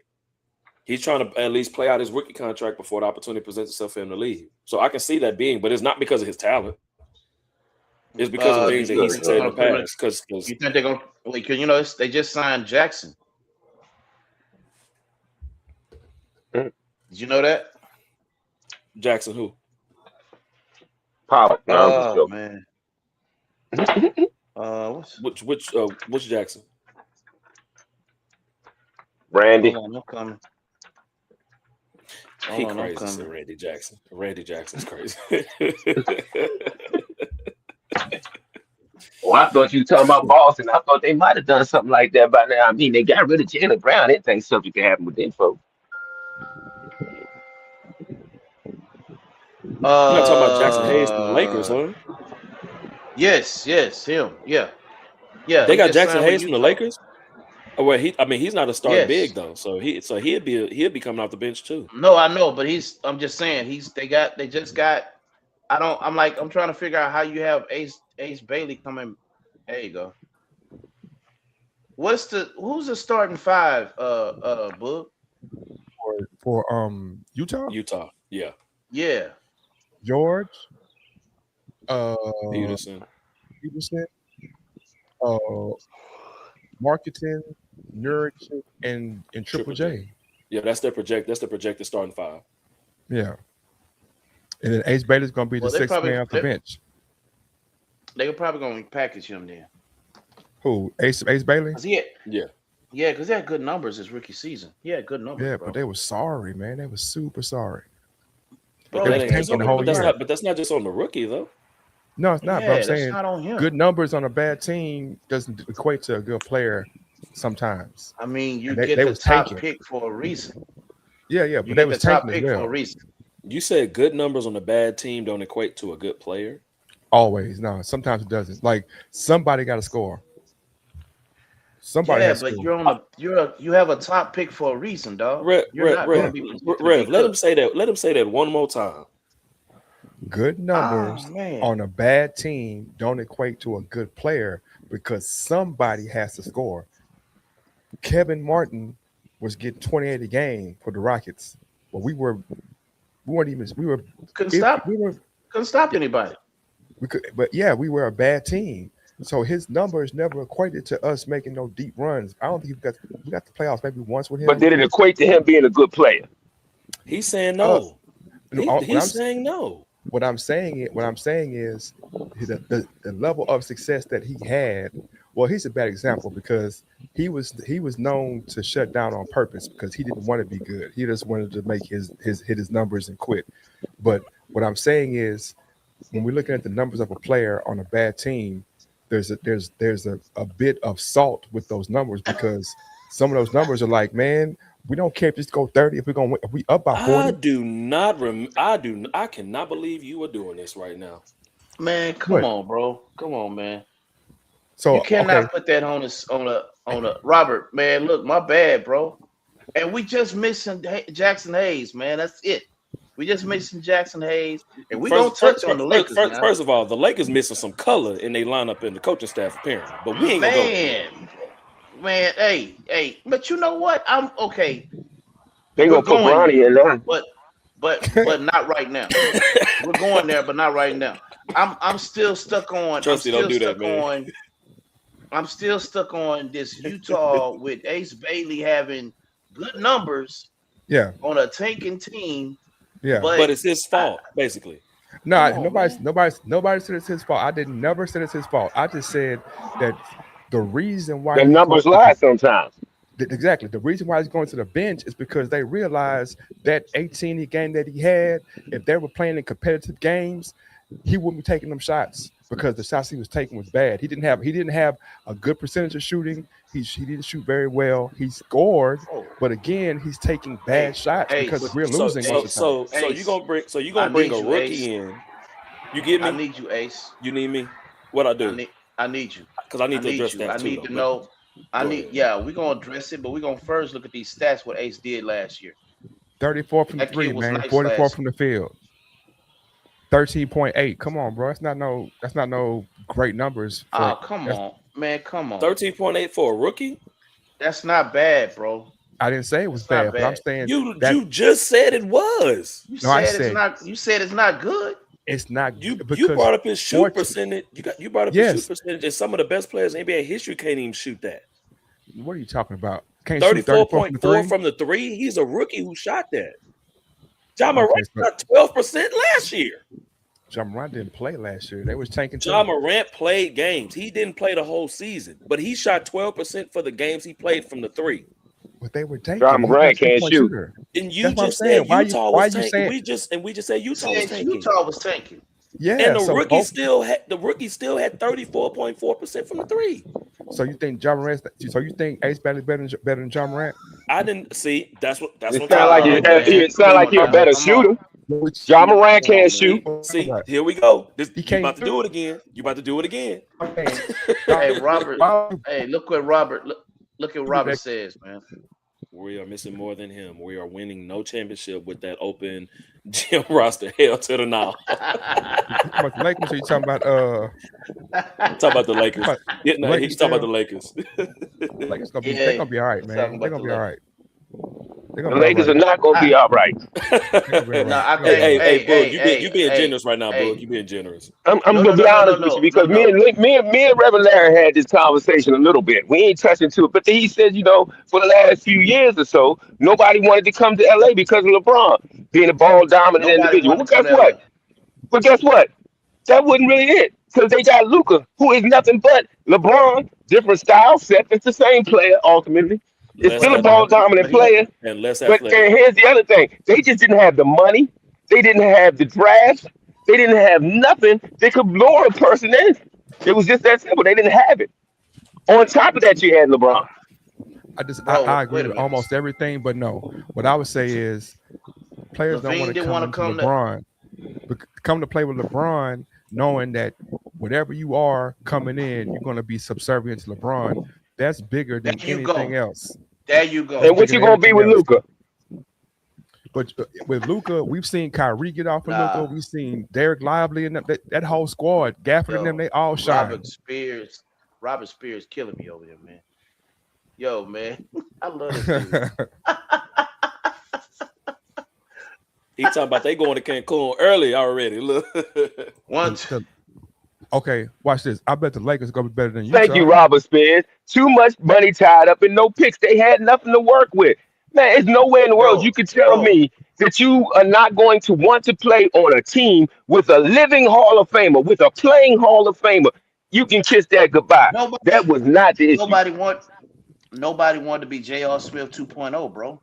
Come on, man, get off that. That Hey, too. hey, Nobody wanted to Also, get. J.R. Smith Nobody too. wanted to J.R. go. Smith Nobody. 1.0 is the reason why LeBron basically gave up them daggone playoffs in the finals when he made that stupid boneheaded No, play. no, he was LeBron's not. like, come on, No, he man. was not. No, no, Yes. he was not. He was not J.R. Smith 1.0. No, No, J.R. sir. Smith himself did that.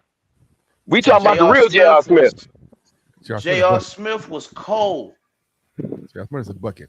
Went to Cleveland and J.R. became a Smith spot up shooter, man. Get off the gas, is a man. Come on, bucket. bro. Nobody J.R. wanted to Smith Nah. is miss. a bucket. Nobody So wanted. so we so we not Nobody. gonna sit here and say in game one when it was an opportunity to win the game and he Yeah. decided to let it go into overtime with a boneheaded play because he forgot how much time was on the clock. I knew. That I knew. same JR. I knew you Hey, was. hey, Robert say, don't even send him to Cancun. He say send him to Galveston. Send How me many? How Galveston, many? bro. When, remember that I same love game? Robert J.R. Smith had like 15 Spears, points though, didn't bro. he?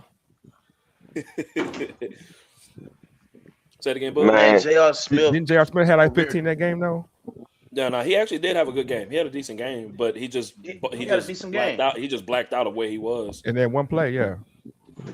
And That was that's what, the thing. 16? That's the thing about sports. You can do phenomenal 47 minutes and 50 seconds of a game. Them last 10 seconds is what everybody's gonna remember. yes, All sir. in And one that's play. what I That's a great remember. point. That's a great point. That's a great point. And that's what Because that's I'm what saying. decides the Hey, game. hey, But Levine didn't want to go to L.A. no. Levine didn't want to go to L.A. Why He would he? chose to go to Sacramento instead Yeah. Yeah, because he didn't want to play with yeah. Bron, bro. He want to be, bro. He didn't want to be a spot up shooter. That's not Levine's game. Yeah, exactly. That goes to the Well, relationship. I mean, the He relationship turned. with any players. He ball turned. dominant person is not gonna want to play with another ball dominant person anyway. We know that. But that's bull crap. So you're saying Levine? How would Levine have helped him anyway? You got Levine, Luca. What? You got LeBron. Levine can't even stay on the court enough. First of all, How one. about that? That's No, number no, no, no, one. no. Levine, no, Last 2 years Levine he's has been not been A1 healthy. He hasn't been as healthy because in him being a high flyer, Sacramento. but also Yeah, no, but being a and high so, flyer, but also being kind of frail, he don't have that much muscle mass on his body. and What? Leapers don't last. Leapers like him don't last that long. Prime example: I'm Aaron not Gordon has been having saying. injuries.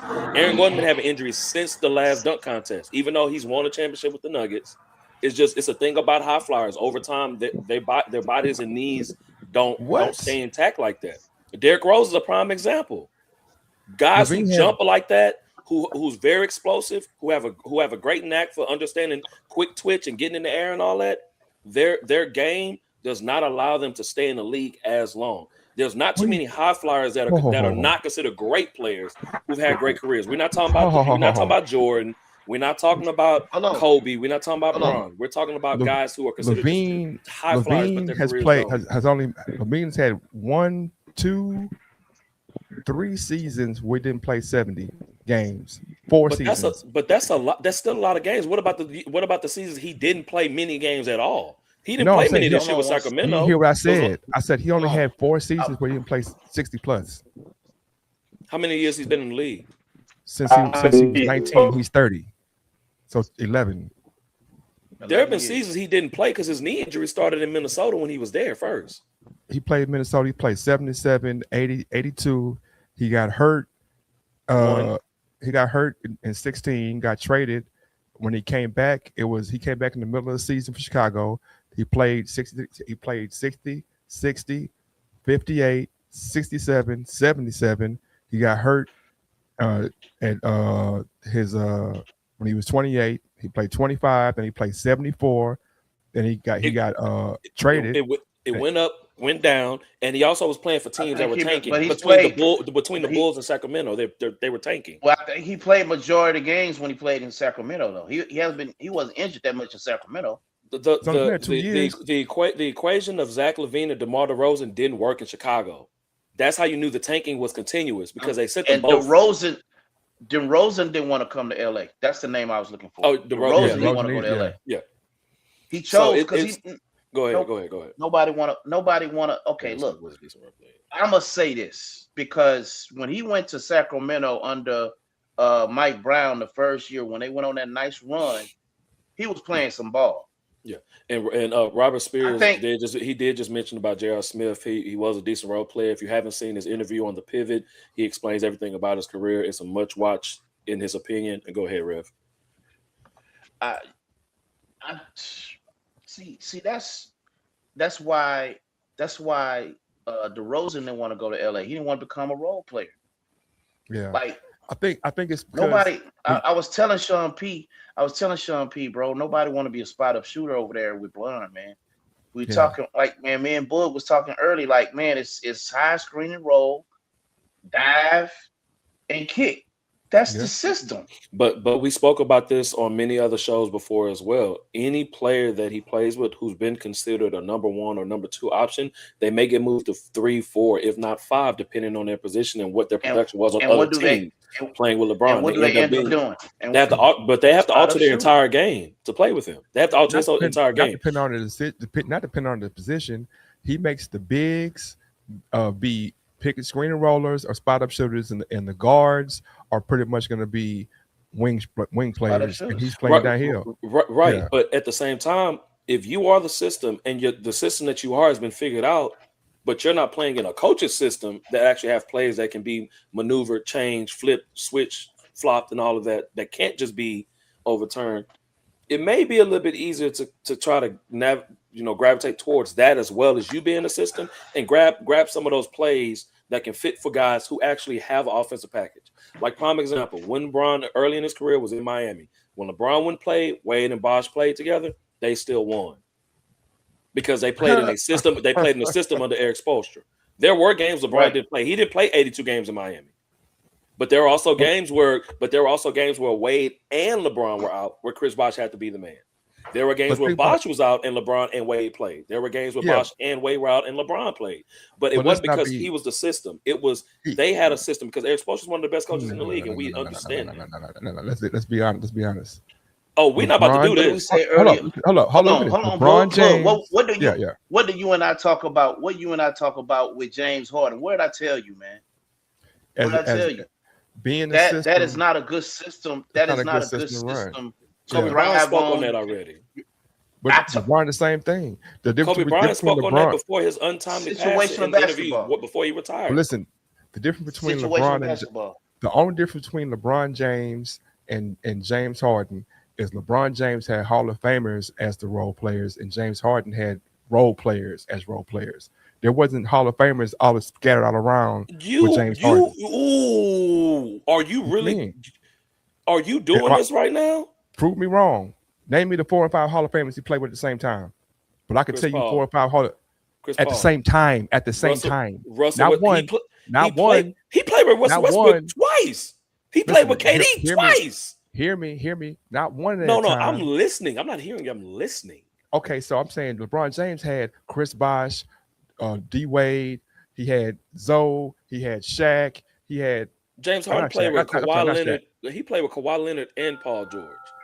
So he played with Tyrese Maxey. They didn't play. He played with Tyrese Maxey and Joel Embiid. They didn't play. Ace, we specifically talking about when he.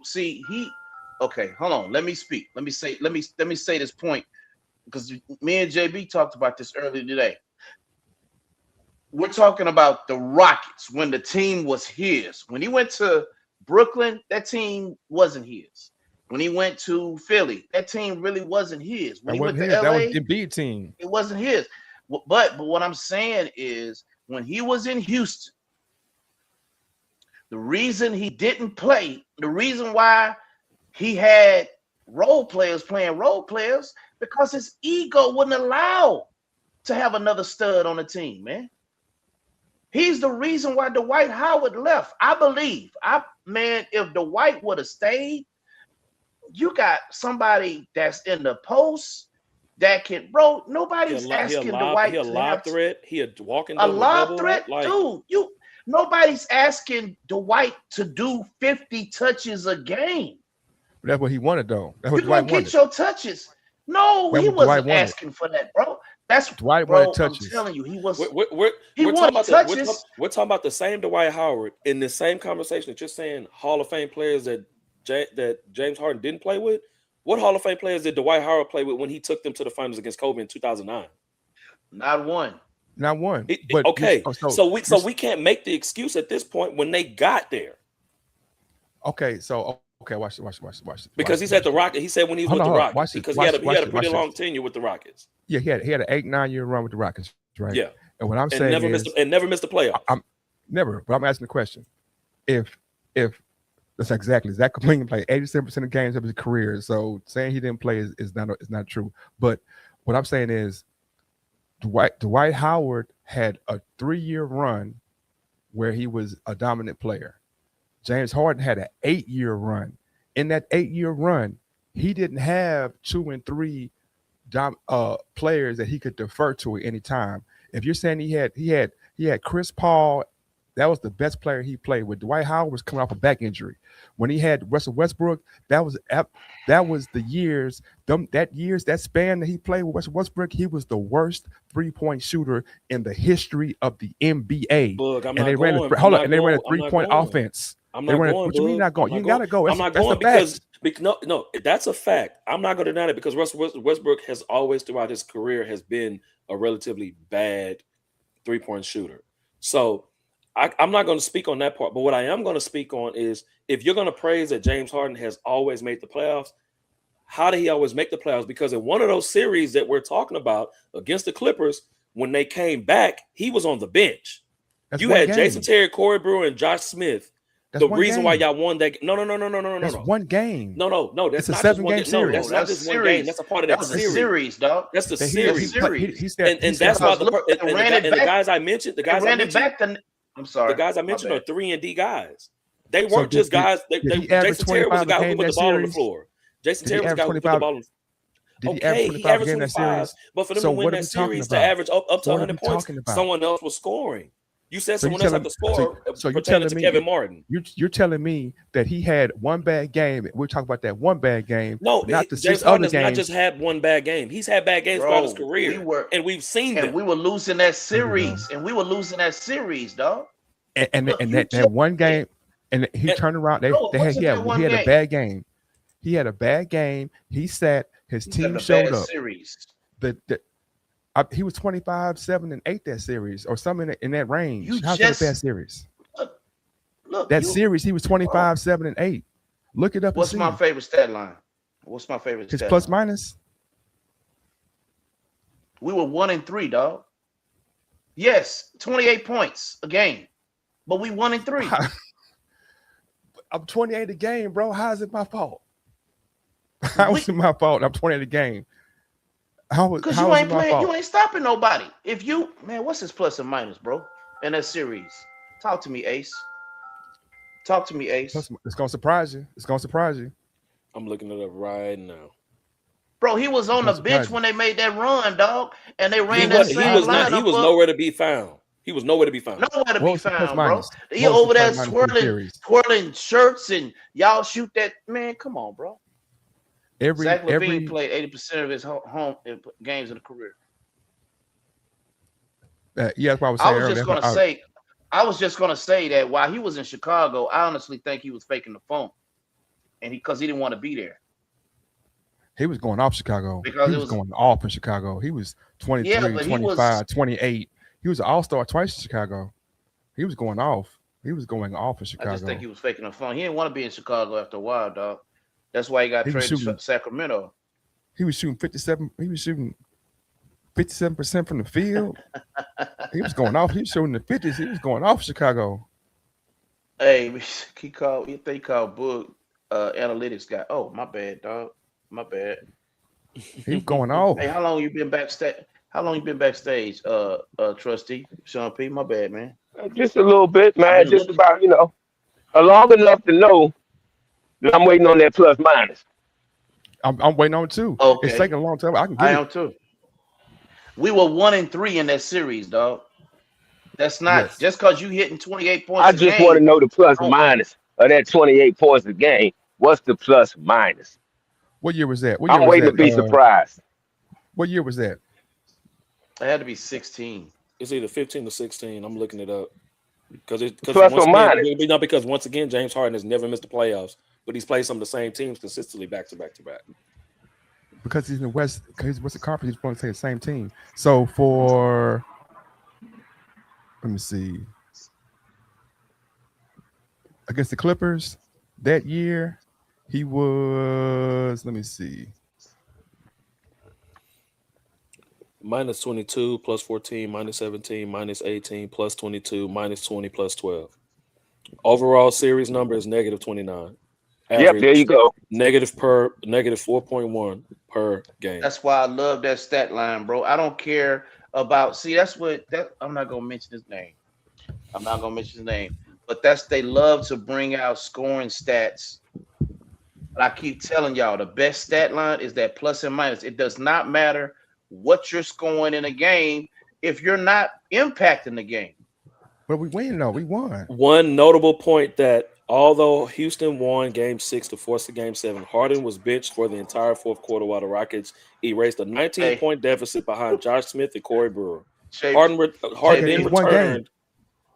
returned No. with 31 points, 8 assists, 7 rebounds, Talk to him. and a plus Talk to him. 12 in Game 7 to help close out Talk the to him. series. Talk to him. Talk to him. Like one game. plus 12. Me Come on, and me, man. me Hold and on. Ace That had was a Hold game. on. That was a Stop. Game 7. Stop. But Boogie. the Boogie. overall for the series was a You negative keep 29. saying one game, Boogie. It wasn't even one game. It was one quarter.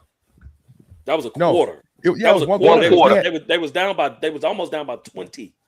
And So we judging him based on one quarter of basketball that he didn't play. That's not Exactly.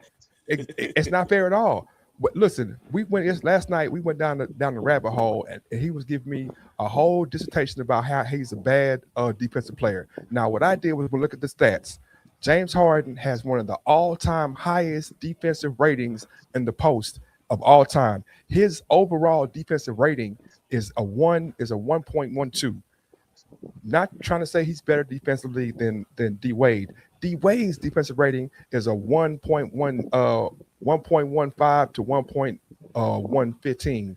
So I'm what gonna jump on saying your is, side for a second, Boogie, because you know what that sounded like for me. You do remember that Jordan got benched because he was jacking shots and wasn't going in and wouldn't get the ball up. And I want Somebody to say it was a game Portland 6 game. against the Jazz. Or was it Portland? Nah, it Was was it Trailblazers yeah, it was or the Jazz? I want to say game 5 against Portland. Yeah. Yeah, they Either benched game him for a 4 quarter. or game 5. Yeah. They Either benched him, game but 4 or but I 5 want to in say, that but the quarter. final point, the final part of the quarter, they let him finally get back in the game. But they erased that deficit with him on the bench. So Yes.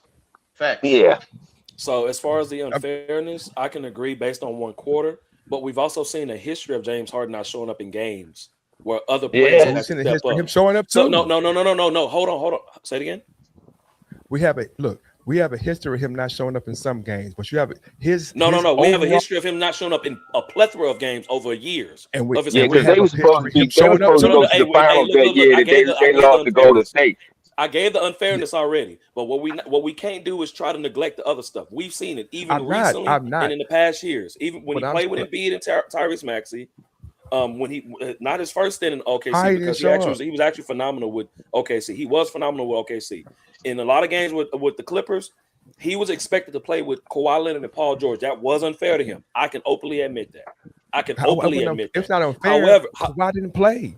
George didn't play. Do you forget they all got hurt? I just admitted he was expected to play with Kawhi Leonard and Paul George. Yeah. That is unfair to James Harden. I'm openly admitting that. I don't care. However, about through those series. But however, throughout his career, we have also seen the more turnovers and field goals. This didn't just start happening. This year when he How got about that traded. complete meltdown in Game 7 when they should have beat the Golden State Warriors, where he couldn't buy a shot? In fact, he couldn't get a shot to fall from anywhere on the court. Sean P, He completely blew that game. Sean P, that was Did the he, whole or team. did They shot 25 plus That's what I'm straight saying. 3-pointers, and they were still in the game. Yeah, And they he- should have and- won. So, But down the stretch, it was him. Game. Down the stretch, it was hard as he was jacking that money. No. Hey, It was Robert Ariza. Spears, It was Robert Spears had something on there. So JB and I had a conversation early today. My wife called and we didn't get back on the phone, so I guess this continuation. We were just talking about what we were just talking about what Robert Spears just posted. He's saying, I don't understand why some people give James Harden so much criticism when he was with the Rockets. Now, he didn't step up in the playoffs like he have, however. If James Harden didn't go out every night during the season, who else was win games and lead the Rockets teams to the playoffs? Okay, here's my thing with that, Robert. JB and I was talking about that because it was James Harden that got rid of Dwight Howard. It was James Harden that got rid of Clinton Capella. James Harden, I think when that time when Chris Paul went out, he got rid of Chris Paul. But at one time when Chris Paul went out for like 12 games, I want to say something like that. I think he had an ankle injury, and that's kind of when they went to hero ball, when he was just basically taking nothing but threes. My thing is this. They had guys on that team. James Harden. They had Ryan Anderson, Eric Gordon, stop it, man. Stop. Trevor Ariza, PJ Tucker. If you are the system, Yeah. it's hard for others to eat. If the only way you eat is to watch this dude dribble it out of the ball for 20 seconds, and once he gets double teamed, now you standing. That's why PJ Tucker gets upset when he go to Philly and he don't get no playing time. When he go to LA Clippers, he don't get no playing time. Bro, you was in a hybrid offense. You was playing situational ball. And no other team, you were playing the 5, my guy. But that don't speak to how cold James Harden is. No, man, bro. No, it speaks to the fandom. It speaks to the fandom of the LeBron James camp too. Because I'm this good and we win because of what I can do, but then when we lose, I'm only playing with role players or bench players. That's what LeBron fans do, and that is what you're doing as a James Harden fan. But LeBron not playing with. If I'm saying LeBron not playing with role players, LeBron has played with role players. LeBron has played with role players. Oh, people consider 07 role players. 07. That's the last time he played role players. Ever since no. People consider 09 role players. 10 role players. Who's 09? When they lost to the Magic, Mo Williams All-Star. With Mo Williams All-Star. Do you know Zydrunas Ilgauskas was an All-Star in 04-05 when he didn't go nowhere in the playoffs? Because he was 2010. He's played with All-Stars and have not won. But you're saying that James Harden hasn't. Everybody played with. James Harden has played with All-Stars throughout his career. Hold up. Now, see what I'm saying? That's what I'm saying. In peak LeBron is what? The Heat on through to let's say LA. That's peak LeBron. That's his prime. Do we agree on that? Like to his first championship at least? His first, second, third. Well, his first championship in LA. Well, his only championship in LA. Yeah. Okay. So what I'm saying is, you're saying he played with All-Stars. Thank you, Robert. Yes, he played with. He did play with a All-Star here and a All-Star there. He didn't have Ray Allen coming off the bench. He didn't have Chris Bosh. Ray Allen was a role player at that point in his career. He was a role player at that point in his career. You can't knock that. I'm saying Ray Allen was a role player in Miami. Listen, if Ray Allen is the year before he got to Miami, what was Ray Allen doing? coming off the bench. That's why he left. He was playing behind No, Avery no. Bradley. That's why he left. Do you not know Okay, that's why he wait. left? You pull his numbers up. Pull his numbers up. Do you know why Ray Allen left? Pull his numbers up. Because he was playing behind Pull Avery his Bradley. numbers up. Pull his numbers up. Thank the you, year before he Robert. left. Thank you, Robert. Pull his numbers up before Thank he you, left. Robert. You got a guy. You got a Hall of Fame player. Name me the Hall of Fame player. If just one thing, name me the Hall of Fame player that James Harden had on the bench Robert, we Any talked point in about his that career. earlier today, bro. at any point in his Ran them career. dudes off, man. I'm asking the question. Ran them Name dudes me, off. name me a point when James Harden had a Hall of Fame player coming off the bench. Off the bench, not starting, not even starting, off the bench. Well, dog, His the bench reason why players- he got I Kevin got Ray Hold on. Allen's numbers for you. He was averaging 14 points. Hold on, Right. He was playing So- behind Hold Avery on Bradley.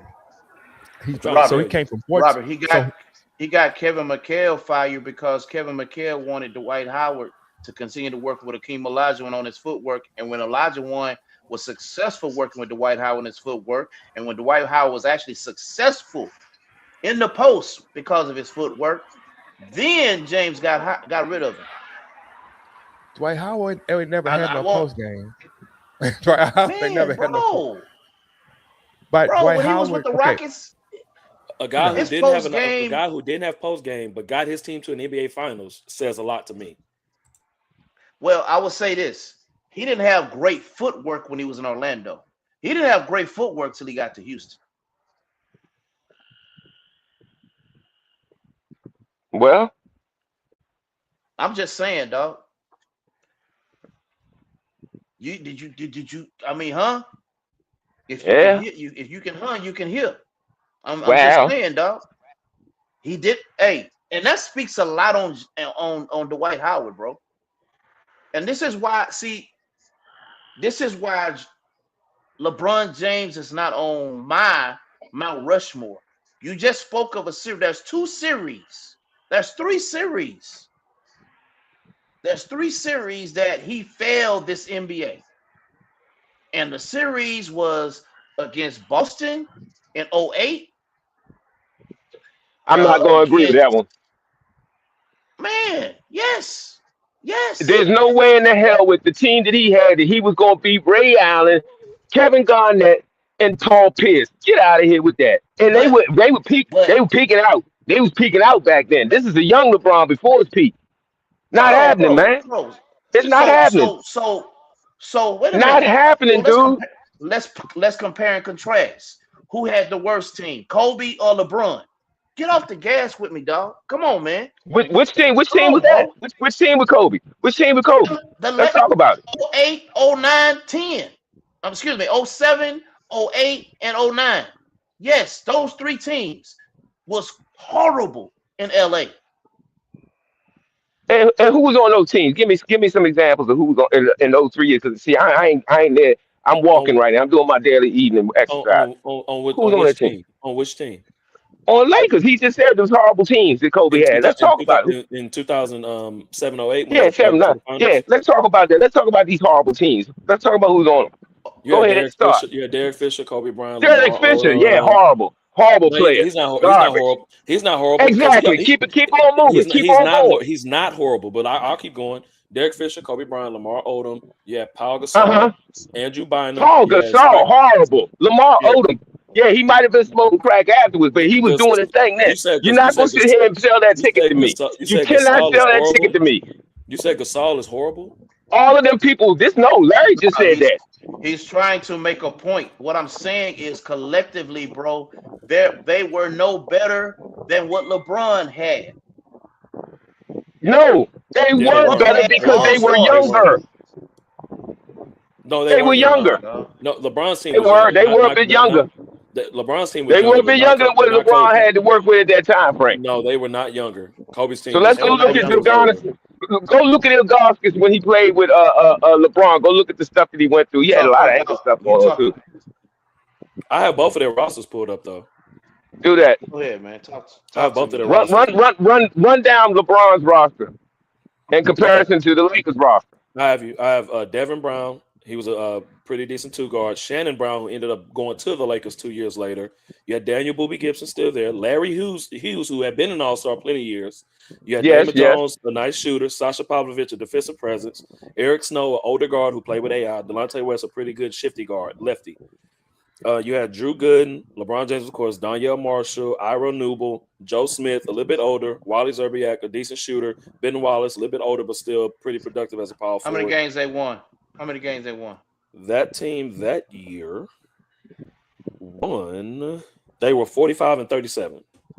Mm-hmm. They finished second in the Central Division, though. Now let's go to the other side. Let's talk about. I wanted was side by side comparisons with Cleveland and LA. No, I got you. So as far as the guards for LA that year in 07-08, you had Kobe, Derek Fisher, Jordan Farmar, Sasha Vujacic, and Javaris Critton. He didn't stay in the league much longer after that. Lamar Odom, Trevor Ariza, a very, very young Trevor Ariza, a very young Luke Walton, Vlada Ratmanovich, and Brian Cook, Gasol, Bynum, Kwame Brown. He didn't stay at all. Ronnie Turioff and Chris Miller. Mm-hmm. So both teams are actually very much so equal. You think? Yes.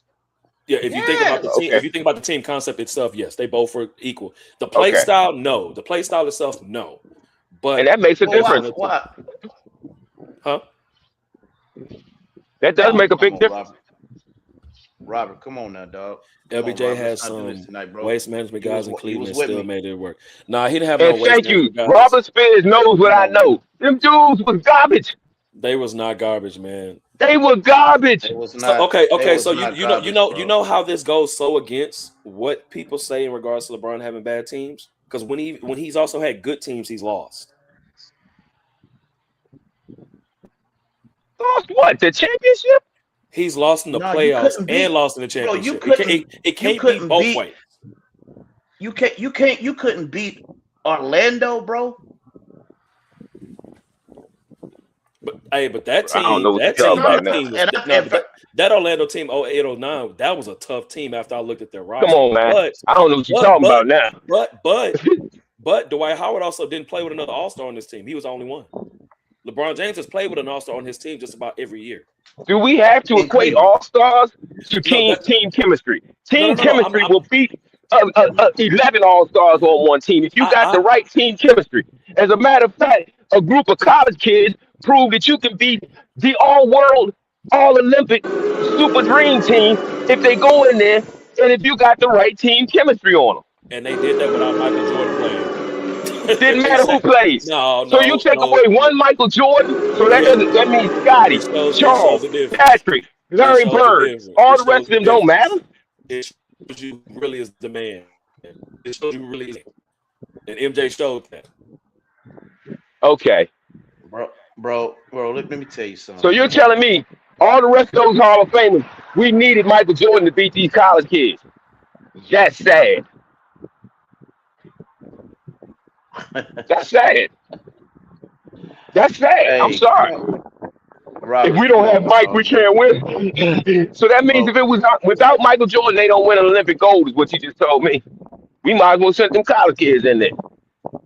Hey, that's their words. I didn't say it. No, that's hold on. That's the reason why Jordan was put together, because of the college kids. The college kid lost against Russia. Yeah. But Russia had professional athletes playing at that time. But that's why they said, okay, well, y'all gonna play your pros, we're gonna play our pros. Yeah, but you know what? By us playing those pros, you see how tight stuff has become now, don't you? See, it elevated the world stage. It elevated the world stage. It expanded, and it also expanded in the NBA. So you got it made the NBA horrible. Yeah, well, not to me. Nah, to me it has. I'm sorry. The advent of coming in and taking on. We shouldn't have to. Did they bend the European rules to bring in American rules when American players went over there? Hell no. They had their European rules, and that's what the hell it was. But we gonna bend out and do all kind of stuff. Man, these people are practically taking 7 steps through the lane to talk about all kind of craziness going on now, and we're thinking that they're great players. Hold on, I have to address something. That's Robert Spears. Jameer Nelson was an all-star, but he was injured. He didn't play the rest of the season. He didn't come back until the playoffs. Rashard Lewis play in won the an All-Star that finals? year. It was Jameer Nelson. It wasn't Rashard Lewis. It was Jameer Nelson. Yeah. Yeah. Jameer Nelson was an All-Star, and he had to be replaced because he was hurt. And who he was replaced by was Mo Williams from the Cleveland Cavaliers. Okay.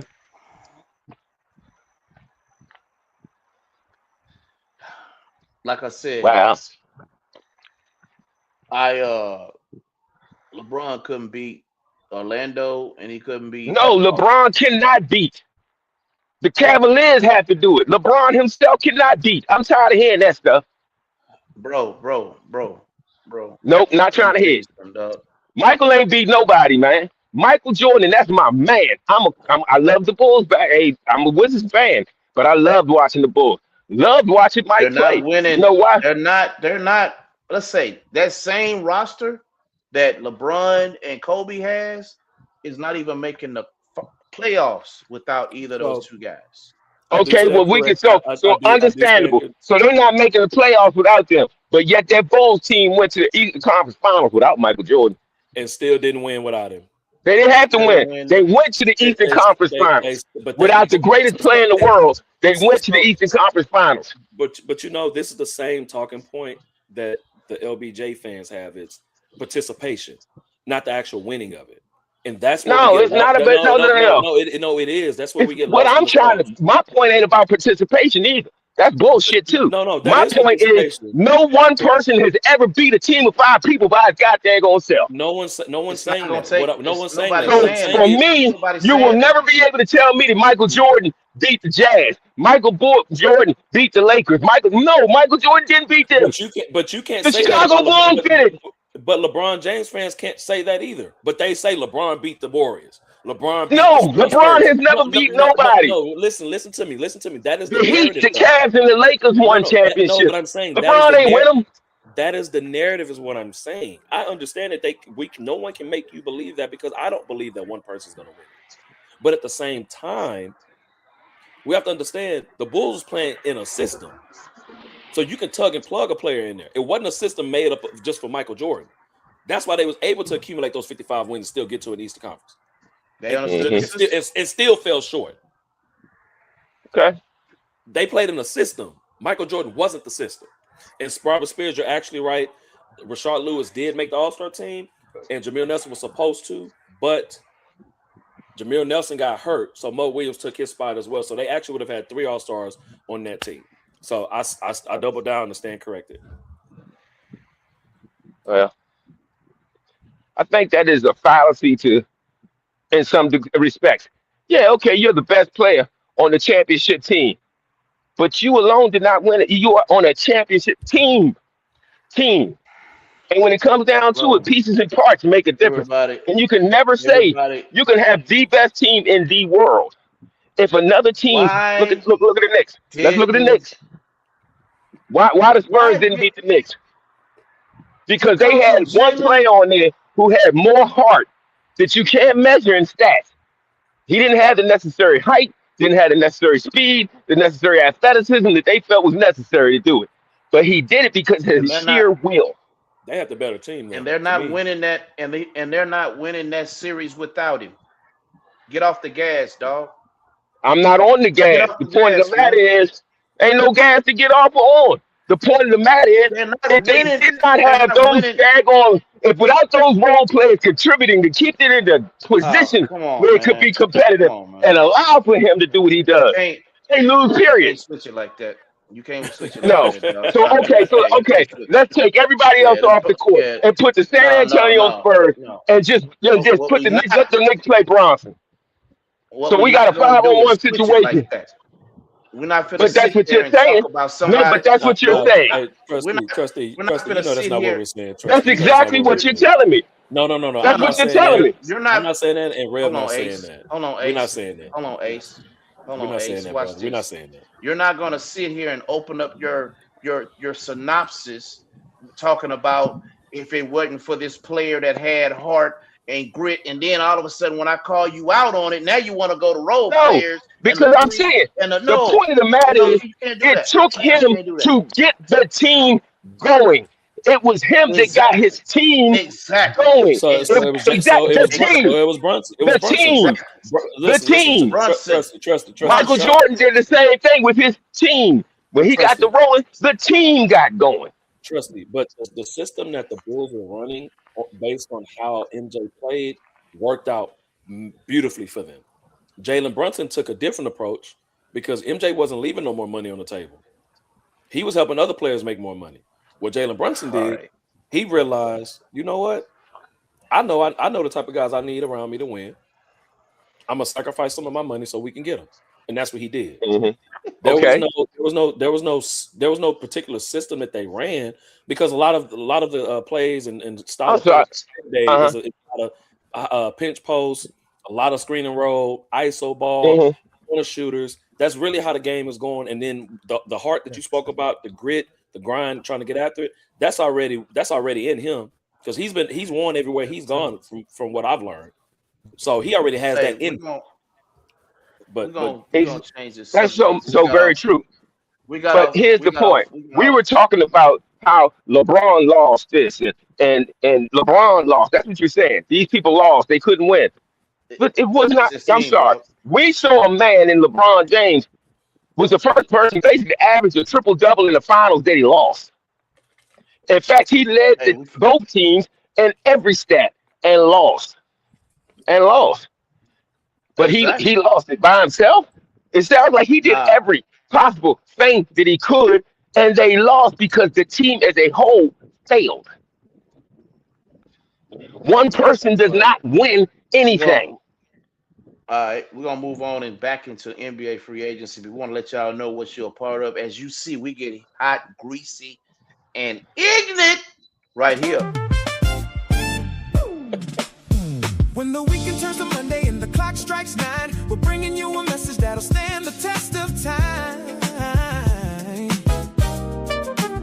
We got the wisdom in the building, keeping everything secure. A late night conversation that is positive and pure. Turn your radio up, tell your family and your friends. This is where the true community connection begins. It's a place for inspiration, it's a place for real talk. The most uplifting hour on your late night walk. Trust Station P. Deacon King Ace and your host, Reverend Larry. The mic is live right now.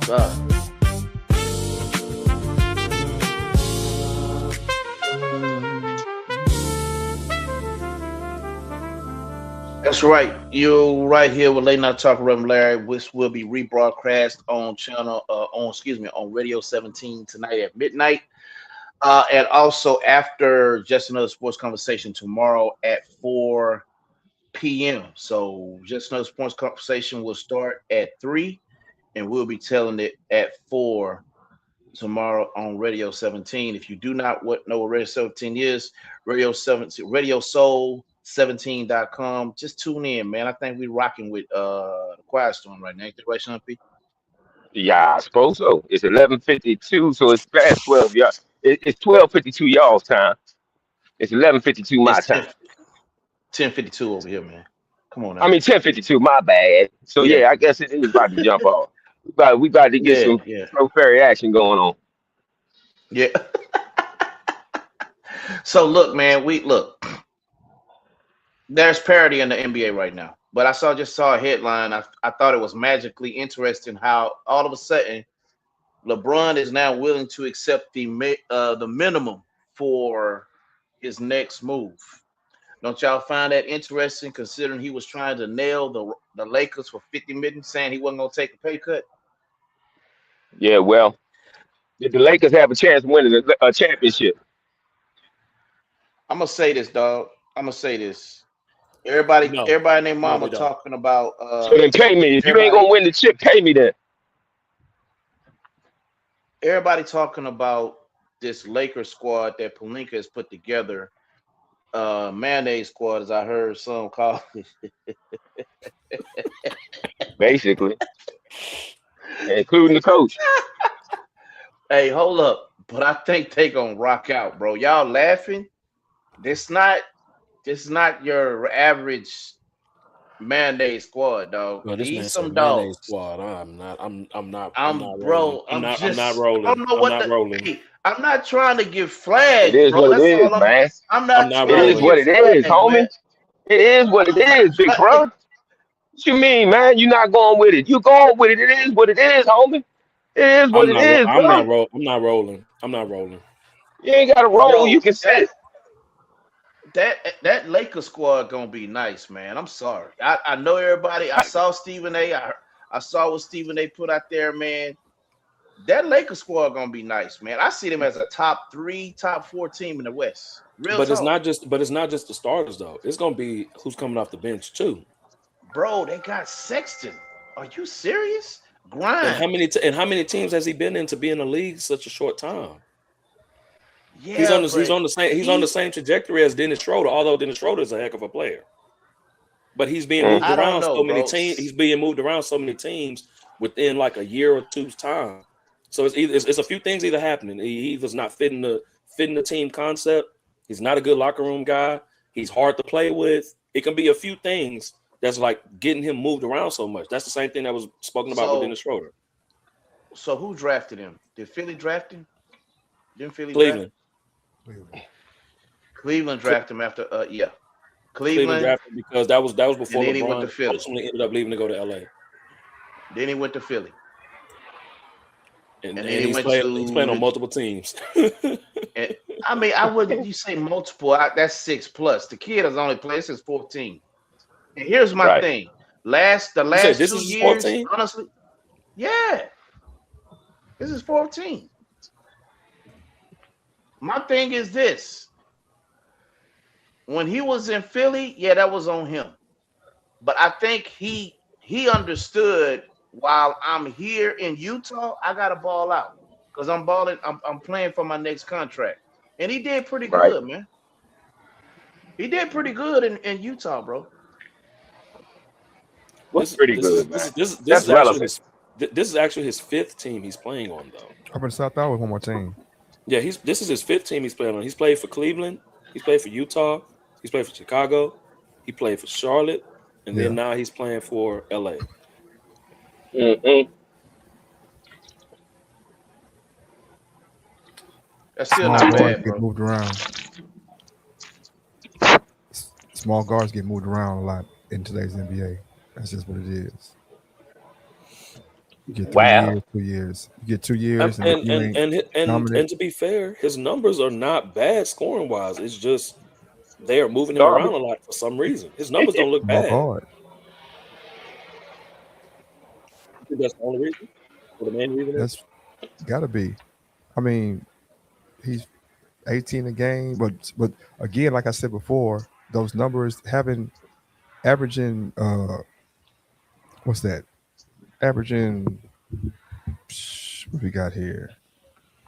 No, he 20. actually has some decent. He has some decent numbers. I'm not gonna lie. He has some decent. Look what Cleveland was sorry that year. Cleveland was trash. All 3 of them years, all them 14 years, they didn't do nothing. Same with Utah. Same with Chicago. So But it's the same. But that's the same conversation we're having about Ace Bailey. Exactly. That's what I'm saying. That's why. But how can you blame a rookie for a team being sorry and you expecting them to come in and make a change like that? And he's an undersized guard at 6'3". That's what I'm saying. Who, Ace Bailey? No. Oh, no. I'm saying Colin Sexton at that time. I'm not blaming it. It's not about blaming anybody. But saying the reality is that if you have inflated numbers on a bad team, the league understands that these numbers are that way because the team's not that good. There are shots that he won't be taking because the games will mean something. So when they mean something, you're not allowed to go 5 for 15 if the game means something. If the game means, you're not allowed to go 24. You're not allowed to shoot any shot because we're trying to win. But if we're not really trying to win, like you see, he's shooting 3, 4, 5. His 3-point shots, I'm guaranteeing you that they go down as the team gets better. He's not. Man, that Sexton signing today was nice. Yeah, it was Hey, good. who's in the He's a background, great defender. Who got the background going on? Not me. That's me. I'm out here. I told you I'm out doing my daily walk. Oh man, Well, dude. I want to get to the. I mean, That Sexton signing was a great signing, bro. I think they You know, signed to Grimes too, huh? yeah, they got Grimes. They got Grimes. Yes, Sexton. yes, that was a man, bro. But I mean, that's I'm what I'm saying. sorry, They got man. all. You Yeah. on mute, dog. Ace, you on mute. Oh my bad. They got all the brothers on the bench, On the bench. Yeah. and I counterparted Okay. brothers in the lineup. You don't think you don't think that was going to end up starting somehow? Grimes. He may start some games. He may start some games. I So, mean, because it's all a projection right now. It's all projection. so Rui Cucamonjo or whatever his name, he gone pretty much. Yeah. Well, he was supposed to be signing with the Spurs, but it hasn't shown that he officially signed. But Tobias Harris did. Ooh, yeah, I saw that. I saw that. That's solid. I saw that. That's a solid pickup for them. No, I just think, like I was telling a buddy of mine, it's like as soon as LeBron was like, "Yeah, I'm finna leave. Y'all gonna do y'all thing. I appreciate everything." It seemed like Kessler was just pulling up in the parking lot. This dude, here, man. This dude got every hat, jersey. Man, go ahead, Rev. I'm sorry. He got it man, all, you know man. what? This guy here, man. You know what I'm saying? Because boys ain't talking about it, but you know what I'm saying. Man, hold on, man. Hold on. Let me do this to you then. No, Yeah, hey, I got Rev. He really wants us to get to the meat and potatoes of the free agency. So we just need to go ahead and dive right I'm in. trying to talk about free agency. You know, I'm talking about. Yeah, that's what I would do. He ready to get on into it. So let's talk about this Toronto trade for one. You know That wasn't a bad trade. That was not a bad trade. It was an unexpected one because Kawhi wanted to I go with that. because he initially wanted to go to LA and not move again. Like he wanted to remain in LA, which is why he at least went to the Clippers. Because he's also another player who didn't want to play with LeBron, that as far as articles and things that came out. So he didn't want to play in LA as far as with the Lakers. He didn't mind going to the Clippers. So to see him go back to Toronto, where he only went for 1 year, but now he's also but look what he did in that year. But I'm saying, but now Look what he's he did in that year, though. Now he won a Look championship. what he accomplished. Yeah, but look, he was one and done though. He didn't want to stay there. So now to say that he wants to go back and get an extension to stay there is a little bit. What was the opportunity of them running it back had he stayed? That's another good question. Yeah. It is because that was COVID. That ended up running into COVID. Ended up being got your jersey, I got mine. Ended up being the COVID year, so anything could have happened at that point in time. But once he was done, he ended up going to the Clippers, and from there, everything ended up being history. Where the Lakers ended up winning. You know what's funny, bro?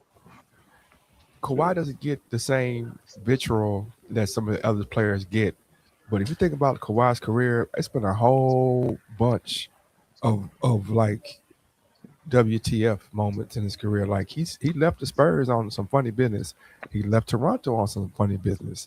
He just left the Clippers on some funny business. The Toronto one was a no-brainer. Yeah. He already said and he wasn't signed. He already said that. But see, we talked about this last week. How And you know what he said on his way out from the Clippers, don't you? What do you say? Yeah, goofy ass laugh.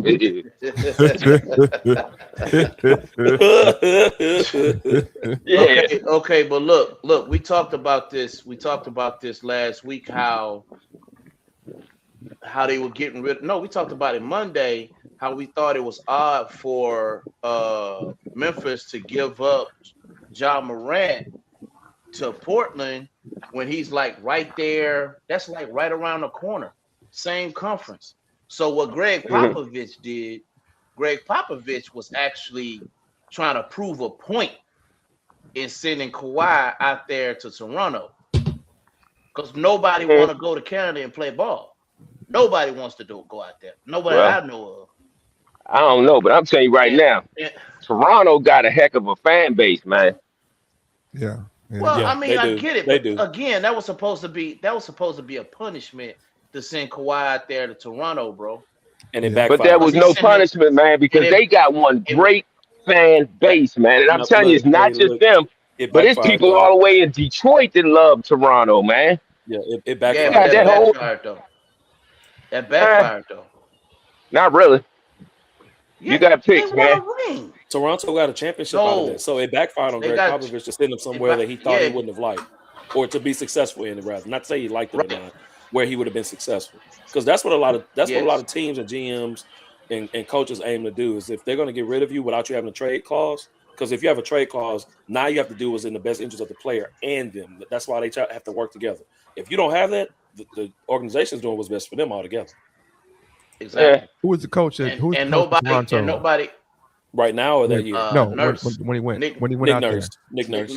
Nick Nurse. Where did Nick Nurse come And from? nobody. The Rockets. What's that? Rio Grande Vipers. He coached them for like 4 years, won championship 3 times. Like the writing was on the wall that he was a and I think he was an assistant coach. He was an assistant coach with. I can't say the Spurs because Greg Popovich's got a lot of coaches in the league right now. But I wouldn't put it too far if he wasn't on his coaching staff at some point. No, he was there with the Spurs. Yeah. He never was Spurs.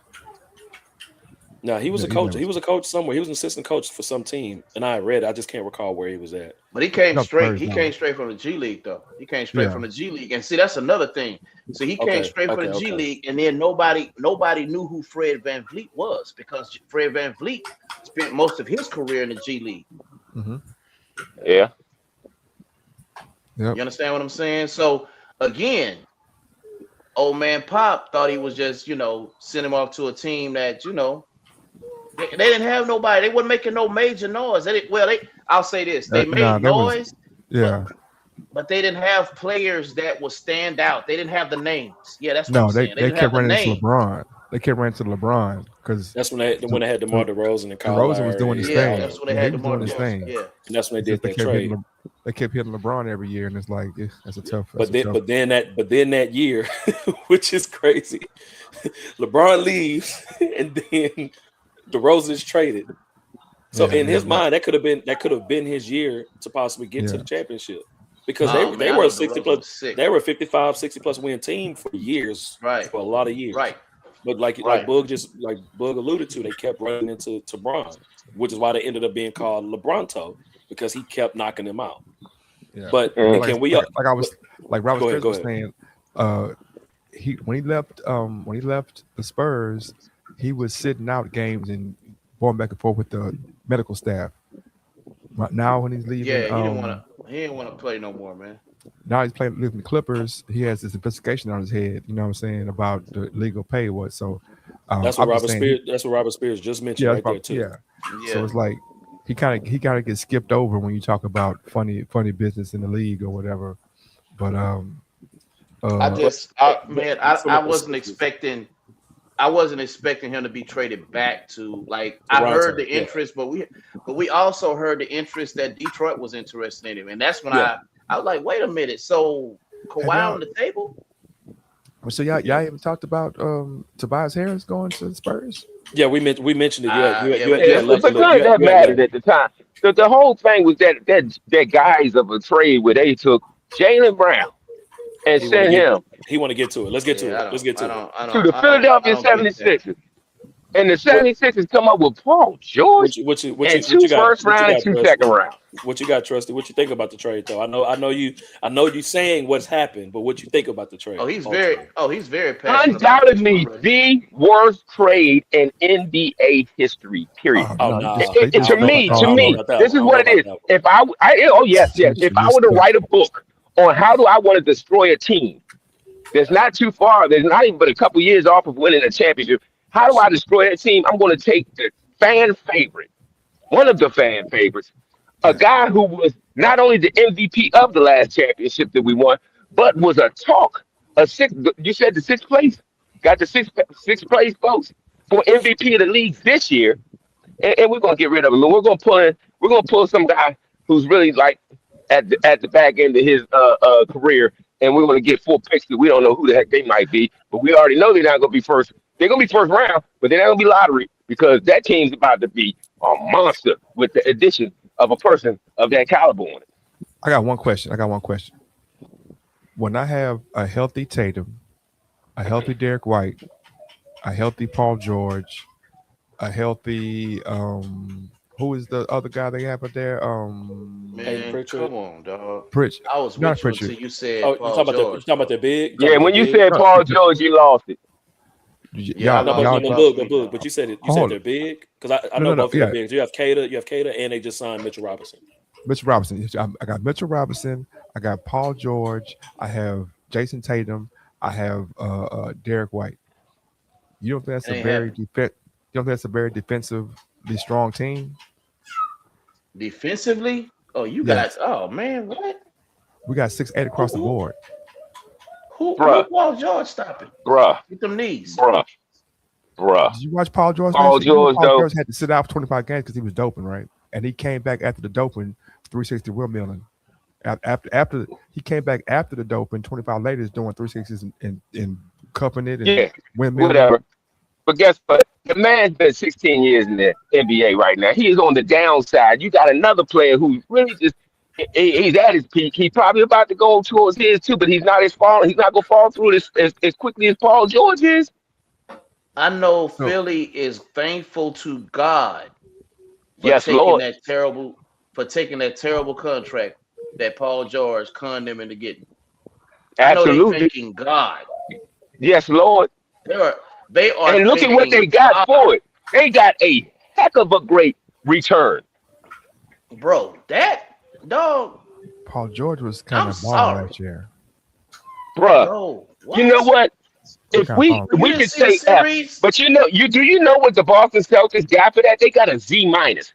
They got not an F minus, not a D minus. They got a Z minus. So let's give you the series. I'm giving Philly an A minus. Let's get the series that Philly did win against Boston, bro. Yeah. And Paul George was still terrible in that series. He was 16-4-4, 43 from the field, 39 from the three-point line. Nah, hey, bro, his plus minus is not good. I ain't gonna lie to you. Yeah, you keep talking about. I don't like averages. You already know what we count. At the end of the day, you gotta stick with that book. We gotta stick with plus minus. Because don't get me wrong, Paul George was 17-5 throughout the season. We know he played limited amount of games, but the playoffs itself, his plus minus was not good. So you're telling me Paul George is equal to a Jaylen Brown, Boogie? No, I'm not saying no. In talent because of age, I'll agree. No, he's not. I'm not saying not even. I'm saying listen. What I'm saying is when I have Jason Tatum as my number one, correct? Okay. And now Paul George becomes an outlet, my second and my third option on offense. No. How could I be mad at having Paul George as my second option on offense? No, because he ain't giving you what Jaylen Brown getting. That just showed you how much disdain you have for Jaylen Brown, dog. That's all that shows, dog. That does not show any potential that I'm finna. No, man. They're gonna be straight. No, absolutely not. Last year, everybody. The math does not math. The math ain't mathing, man. Last year, everybody said it's gonna be bad without Jalen, without. I'm gonna tell you, JT. I'm gonna tell you why they're gonna be nice. I'm gonna tell you why they're gonna be nice next year. Why? Ron Harper's Jr. It won't be because of Paul George. That's why they're gonna be nice. That dude, bro. The reason that Jaylen Brown did not go to Milwaukee is because Milwaukee wanted Ron Harper Jr. and that other youngster over there. I can't mention his name. Sharman. Yes. I think what y'all are not looking at is that we're talking about. Okay, let's talk. I'm waiting to say Antetokounmpo. See, I just had to say it because I finally got it down. I'm saying when you talking about the NBA, you talking about pressure, you talking about how the game is played, right? You talking about putting. Robert. Oh, let me finish. You putting pressure. You putting pressure on one player to score X amount of points, whether it be James Harden, LeBron James, or D Wade, whoever it is. You have your main offensive weapon, right?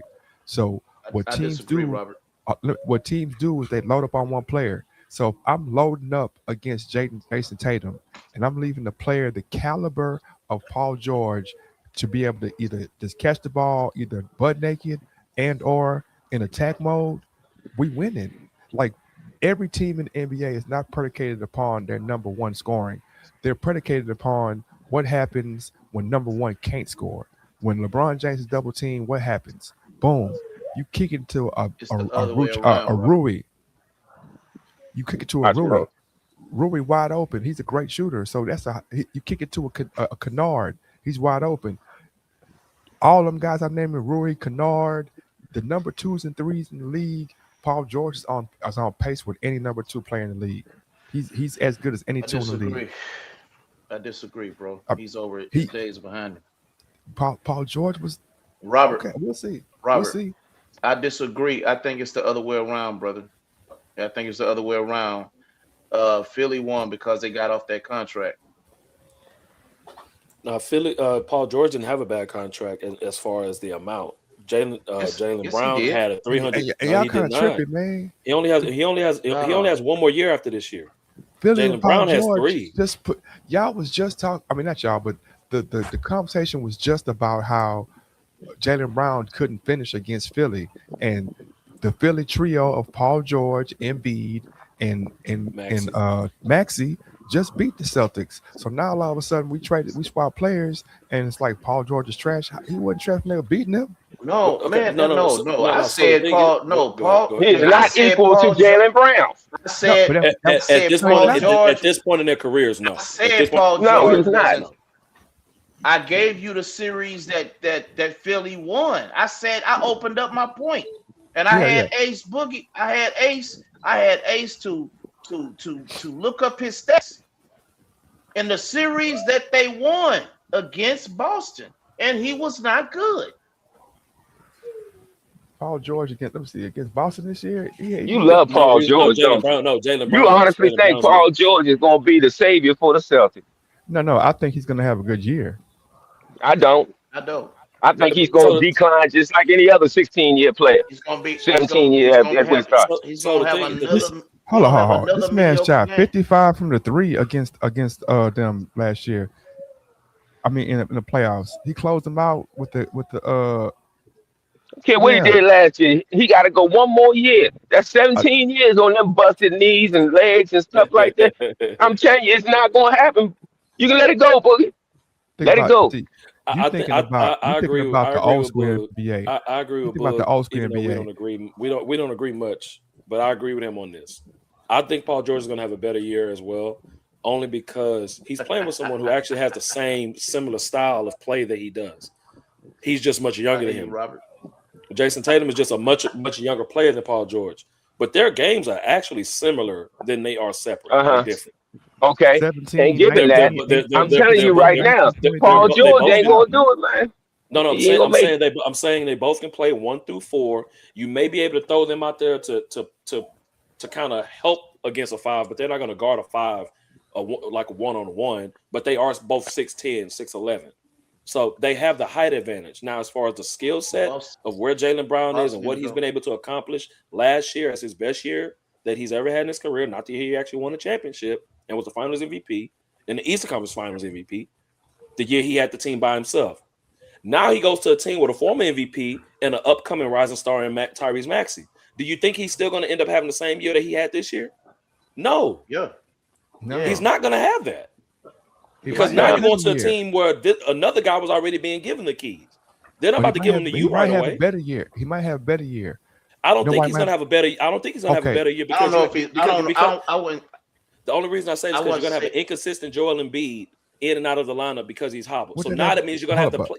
You're literally going to have to do more like you just did with the Celtics with Tatum being out as many games as he was. But now we get a chance to really see what you can do. Celtics didn't have a Maxey. I think that's Celtics didn't have a Maxey, but they had they had a Peyton Pritchard who helped them a lot that last year. Peyton Pritchard equal to Maxey?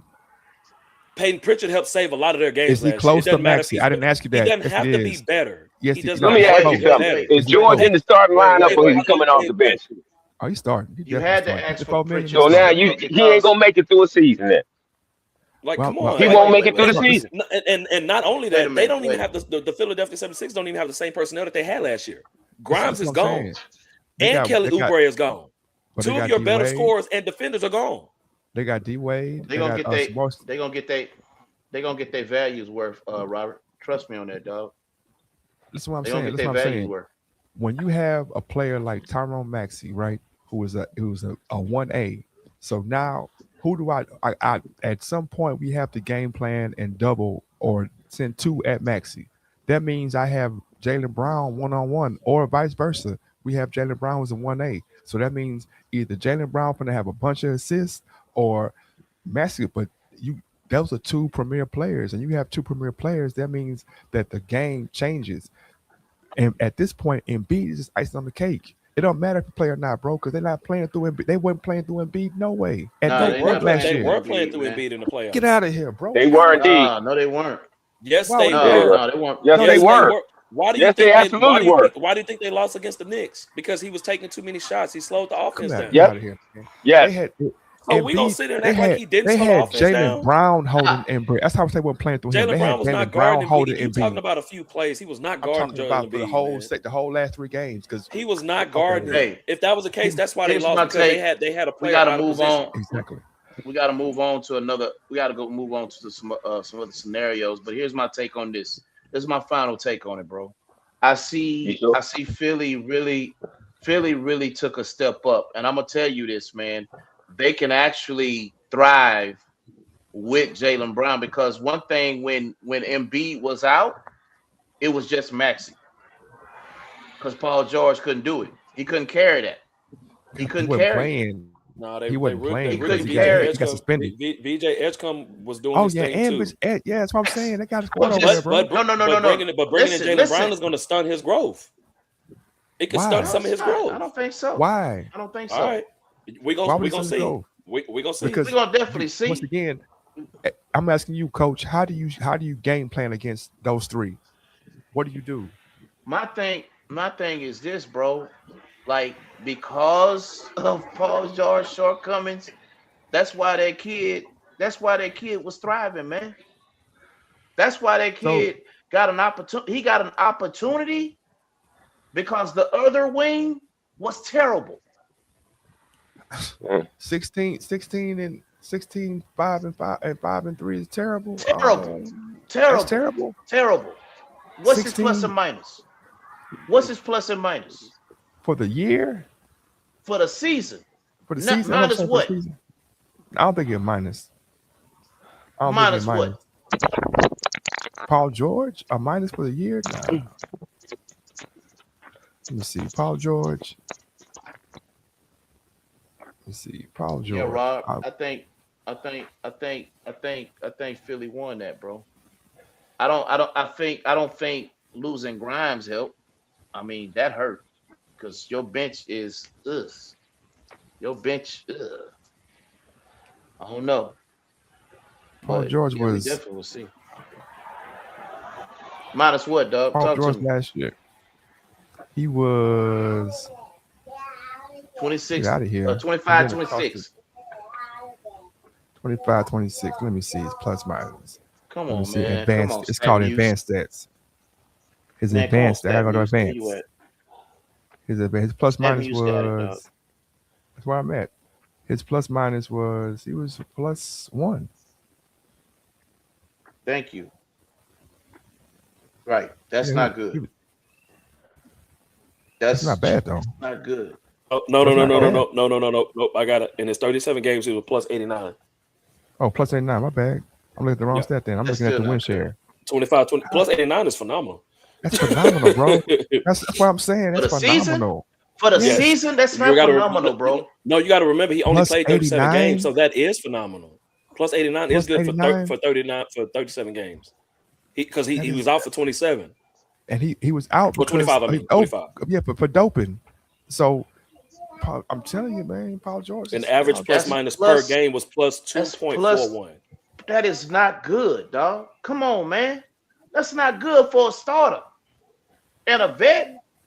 Man, he averaged Come 40. on, He man. averaged 44% shooting from the field, 39 Come from on, bro. 3, and 82 from the free throw line. I wish That I can't be wish that bad. one of my players. I wish one of my players averaged +2. He was plus 48. Hold on, let me see what KB. Let me see what KB plus. Let me see what KB was, man.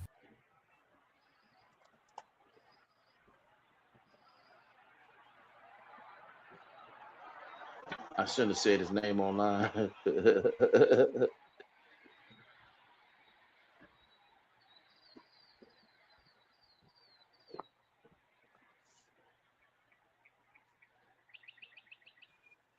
Yeah, minus 3.3. He's not coming back. He's not coming back. Minus 14.5. He's not coming back. Minus 10. He's not coming back. And minus 4.8. He's not coming back. I don't tell you what I'm thinking, bro. I'm telling you what I know. I'm not telling you something that, you know what I'm saying, just to kill time, Ace.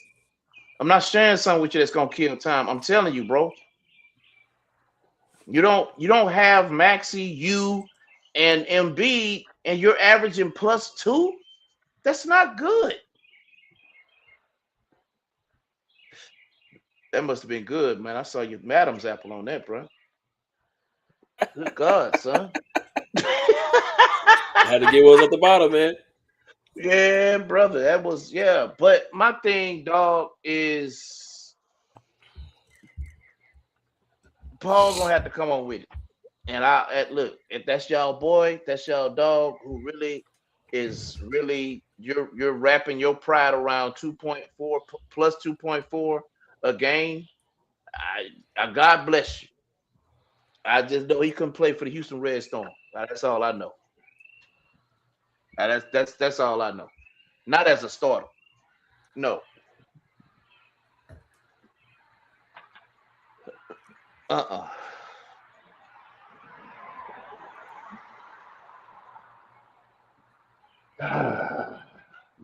Okay, so my Rockets, man. Y'all actually looking pretty all right with some of the acquisitions y'all making and some of the moves. Yeah, but there's something in the pipe, man. You know, Fred VanVleet wasn't too happy taking on his option because he erased everything, all things Houston Rockets. He took it off his IG. So something is cooking. So you think he's going to be slowly traded away? Something is cooking. I mean, why? Either he'll be traded or he'll leave after this year. If you play for me, and all of a sudden you take all the Houston Red Storm off your IG, what you think gonna happen? You out of there. Yeah, something's definitely brewing in the cut. It's just the casual fan and Shams might not know yet. Okay. But the Rockets are acquiring, if not already, Marcus Smart, and y'all are bringing Steven Adams back. But one of the things that you have to look at is who's going to be your actual starting guard now, because Fred VanVleet is a starting guard now and has been waiting on his opportunity to be the starting guard for the team. They moved up and got that kid. So right now, I think Smart going to be the starting point guard. And I'm not mad at that. I'm not mad at that move. And the Min Thompson going to be your two? Yeah. Because he can't shoot. Bro. He doesn't need to be honest. In this league, you don't think a guard needs to be able to shoot the ball? In today's NBA, guard. In today's NBA, you don't think shooting guard. A shooting guard, yes. That is mandatory for a shooting guard. Because a point guard necessarily, he can be a scorer. He doesn't necessarily have to shoot great. He's expected to be more of a scorer. But that's the way they're playing it now. I understand what y'all saying, and yes, you're right. But in this circumstance, he's been very successful not having to shoot. Yeah, I mean, and he has a nice mid range. He's horrible from three. He's so freakishly athletic. His shooting has never been. Not to say it's never been. It's just not something that seems like he's focused on because he's been on a team. He's around guys who can shoot already. Look, I'll say this. If you can look up his 3-point attempts have gone up, which basically means he has a little bit more confidence shooting to shoot the shot. It's not a respected field goal percentage, but his attempts have gone up. Yeah. I say that to say you can tell he's working on it. You feel me? I tell all my guys, man, look, if you really want to be successful shooting threes, you got to at least shoot 1,000 of them a day. You have to. Nothing under 1,000. The one thing that makes Curry so cold is his muscle memory when he shoots is phenomenal, right? But he shoots 3,000 threes a day. A I mean, he in the gym like 3 or 4 different times a day too. So yeah, that makes You a understand what I'm difference. saying? So you're gonna have to shoot that thing 1,000 times a day if you really want to get something. If you really want to move the needle, which he has, I give you that. And No, no he's amount a of freakish athlete though. That's what saves him yeah, a lot of times. Like he plays the dunker yes, spot as a guard. Like that's which is he crazy. plays a dunker spot as a guard, not a 4 or a 3. He plays it as a guard. And that's you didn't hear what your boys did today? Oh yeah, we got Tim Hardaway Jr. Jeez, man. Yeah, I know. I'm on that. I'm trying to be the Negro Shams. I get that information, let y'all know. As soon as the Tobias Harris thing happened, I'm like, yo, oh, by the way, the Celtics got Mike Conley too. Yes. And he was on his way out the league last year. A veteran guard coming off the bench. More veteran guards. Like, so the Celtics gonna be fine. I mean, I know people are not high on look, Paul George, Memphis, which is fine. I just still Memphis- think that they'll be all right. Bunch of old broke down folks coming to the Celtics, man. That's Hey, what Memphis that's what has Golden State was legit- gonna look like with them crazy trades they was trying to make. Yeah. I think that was mostly. But we ain't talking about Golden I State. don't think that was real. I don't think that was real. That was never real. I think the only way that was ever going to happen is if Anthony Davis decided he was going to leave the Wizards, and then they were going to use Anthony Davis to lure LeBron in, and then they were going. I don't understand any of that crap. To be quite honest, I don't know with where you. the I just money. don't see I don't know LeBron where the playing money was beyond gonna this come year. from. Yeah, I see LeBron going back to Cleveland because next year, after Bryce plays this year for Arizona, he's going to go into the draft, and Cleveland will get Bryce, and they'll have LeBron, and he'll get to play with his second son, and then he's retiring. That's my scenario.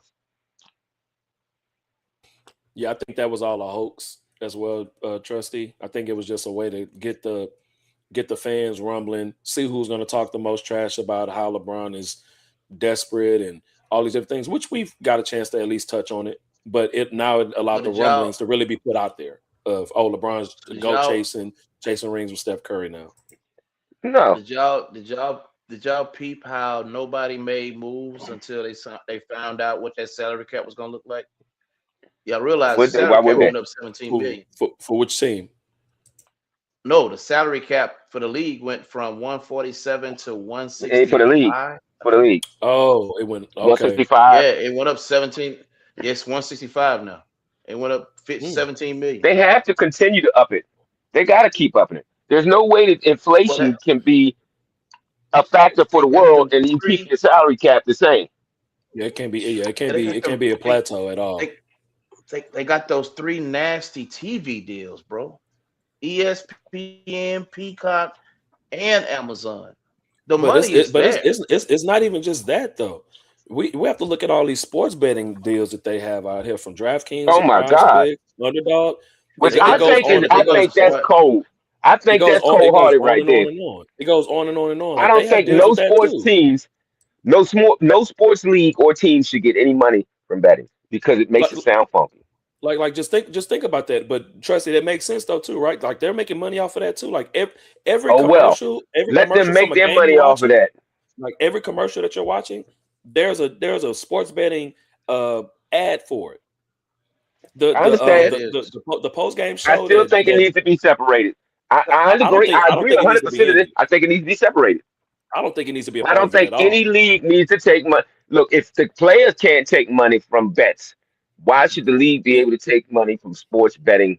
Period. And they capitalize is huge. Because when you see Dirk Nowitzki, Udonis Haslem, Blake Griffin, and Steve Nash up there, DraftKings is their sports betting ad. Yes. Yeah. That's their sponsor. I understand that. And it should not be. You understand how funky that sounds, man? Especially when you're putting a parlay down. Yeah. Regardless if it's 3 legs or 17, it doesn't make a difference. When you put it, and then all of a sudden, you miss by 1 or 2, it comes funky. It starts to look real. Well, damn, it is. They paying the league, so the league get money off of it. The league get money, then they of course are protecting their investment in the league. That's what I see. Protection of the investment. Hey, look up that Javon Carter dude. They only paying that dude $3.5 million for 1 year, and if I'm not mistaken, he had a real nice role on Orlando, man. Yeah, but he didn't get that many minutes. He got a lot of trash can minutes. He played behind a lot of guys on that Orlando team. Yeah, but Rob Spence said Paul George and Embiid might get an endorsement and shoot some commercials for Icy Hot. They can join Shaq. He definitely could. He could be they could be his spokesman since they're still actively playing instead of him having to do his own commercial. Yeah. Yeah, but Javon Carter, they was giving him trash can minutes, and behind the guys he was playing behind as a guard, man, they had a whole bunch of people in front of him.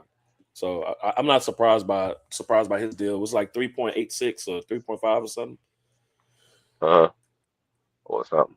Well, 1 year. Yeah, he was playing behind Anthony Black, Desmond Bain. No, but what I was saying, like he's playing behind a lot of guards. Though, like somebody got hurt.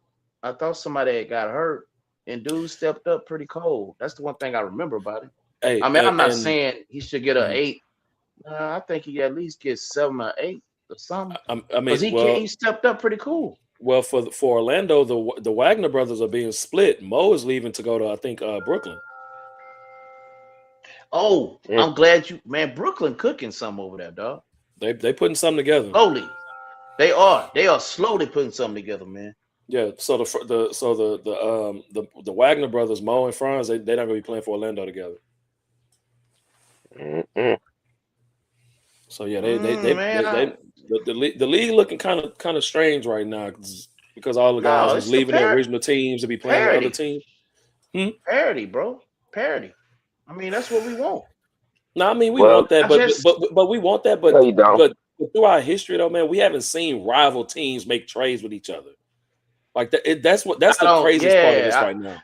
Yeah, like, that's the thing that get me. Like Philly and the Celtics, they're actual rivals. You don't do that.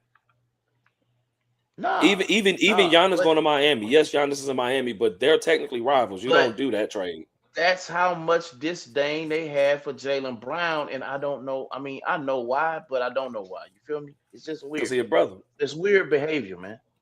He a true brother. But it's just at the same time, man, some of the teams who's making trades with each other throughout history alone, because of the history that you have for each other, whether it's disdain, you don't make those trades. And now a lot of these teams are making those trades with each other.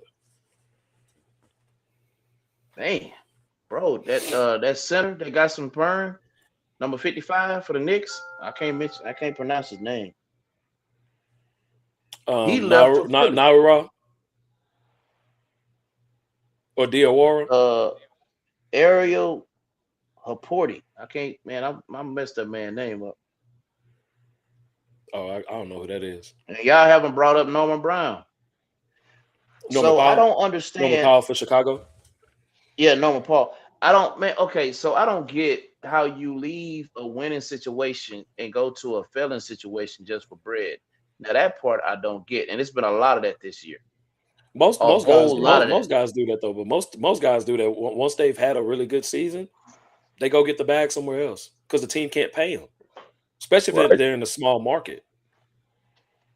Now you have some organizations that just won't pay them.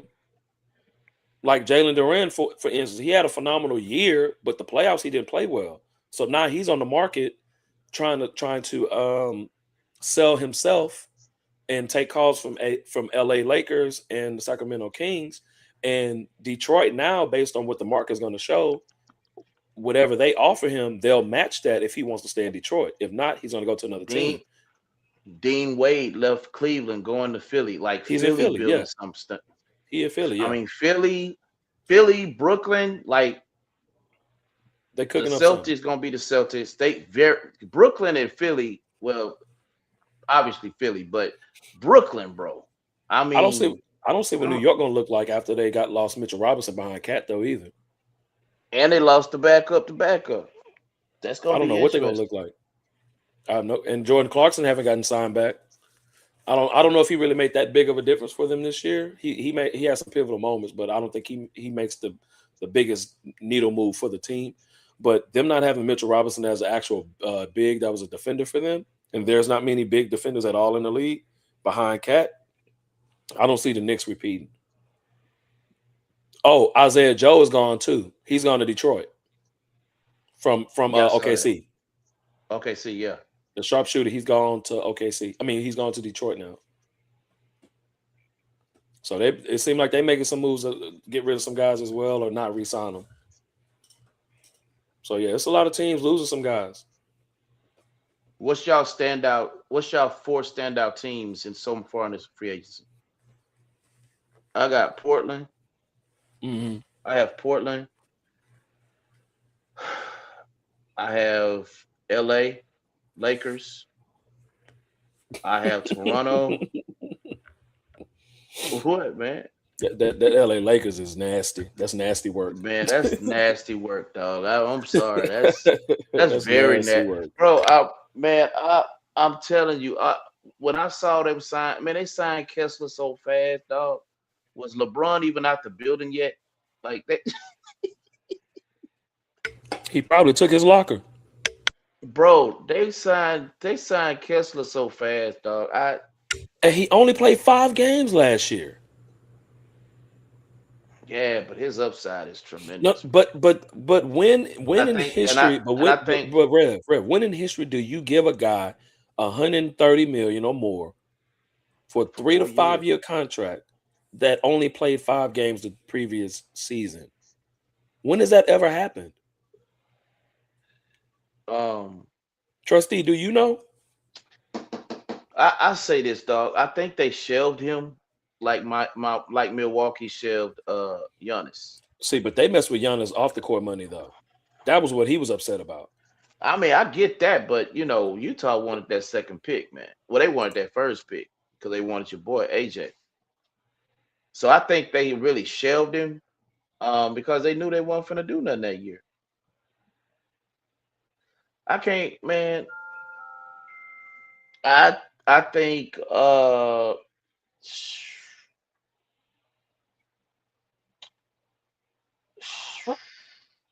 don't see them benching Ace though. I don't know. So again, Portland. Where was I? Portland, LA, Philly, and I had to put Miami on that. Those are my top 4. You had to do it, huh? Oh, most definitely, dog. Yeah. I mean, wouldn't you?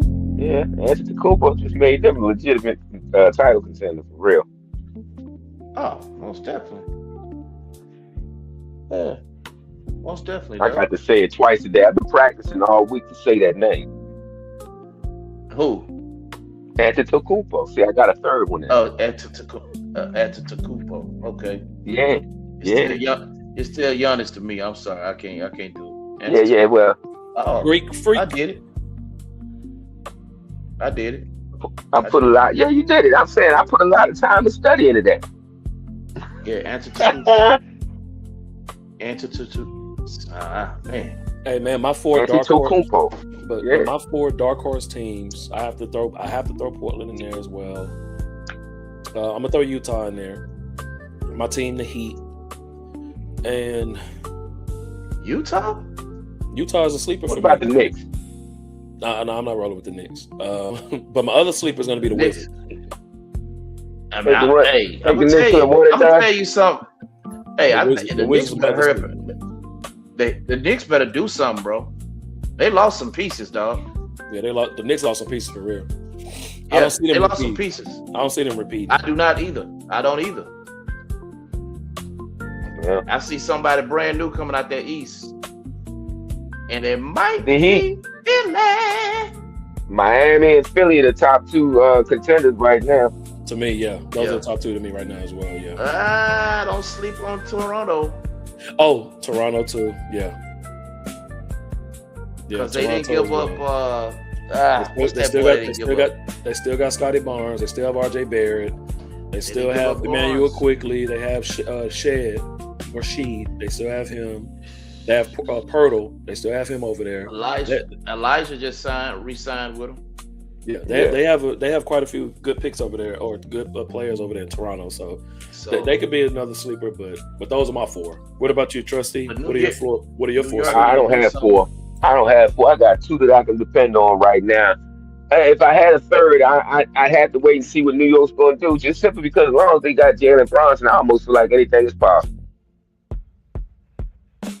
But definitely the Heat, and definitely right now, Philly and the Heat look like they're making the best surge to get there. Facts. I have to wait. I gotta wait and see what New York does throughout the course of free agency and into the beginning of the season, and then I can make a determination. Because, like you said, they have lost some pieces of that championship team now, and see, it was the depth of that team that really helped them. Yes, they had a heck of an engine in Brunson. They got a heck of an engine in Brunson. Ain't no half, but it was the depth of that bench that really kept them in a position to allow Brunson to do what he does down the stretch. All right, so there you have it, folks. We're gonna sign out. We thank you for joining us tonight. It's been fun. It's been real. We already knew in the chat that tonight was gonna be like, it's still some movements. Before we leave, though, man, our relationship loyalty test necessary. We started the show with that, and man, you know, a lot of gurus doing these little shock treatments to these relationships, and in some cases I don't think it's fair, and others, hey, it is what it is. You get what you pay for. But nevertheless, man, the NBA has not let us down.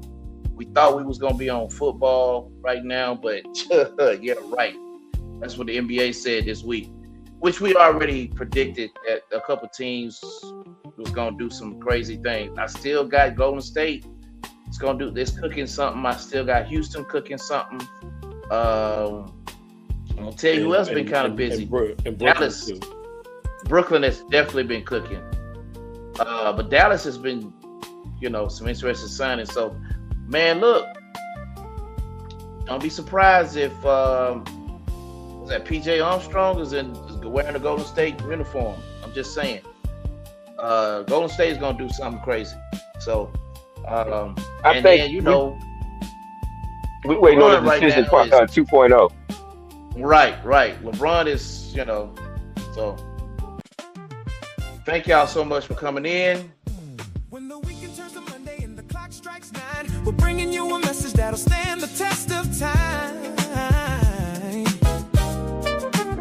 We got the wisdom in the building, keeping everything secure. A late night conversation that is positive and pure. Turn your radio up, tell your family and your friends. This is where the true community connection begins. It's a place for inspiration, it's a place for real talk. The most uplifting hour on your late night walk. Trusty Sean P, Deacon King Ace, and your host, Reverend Larry. The mic is live right now.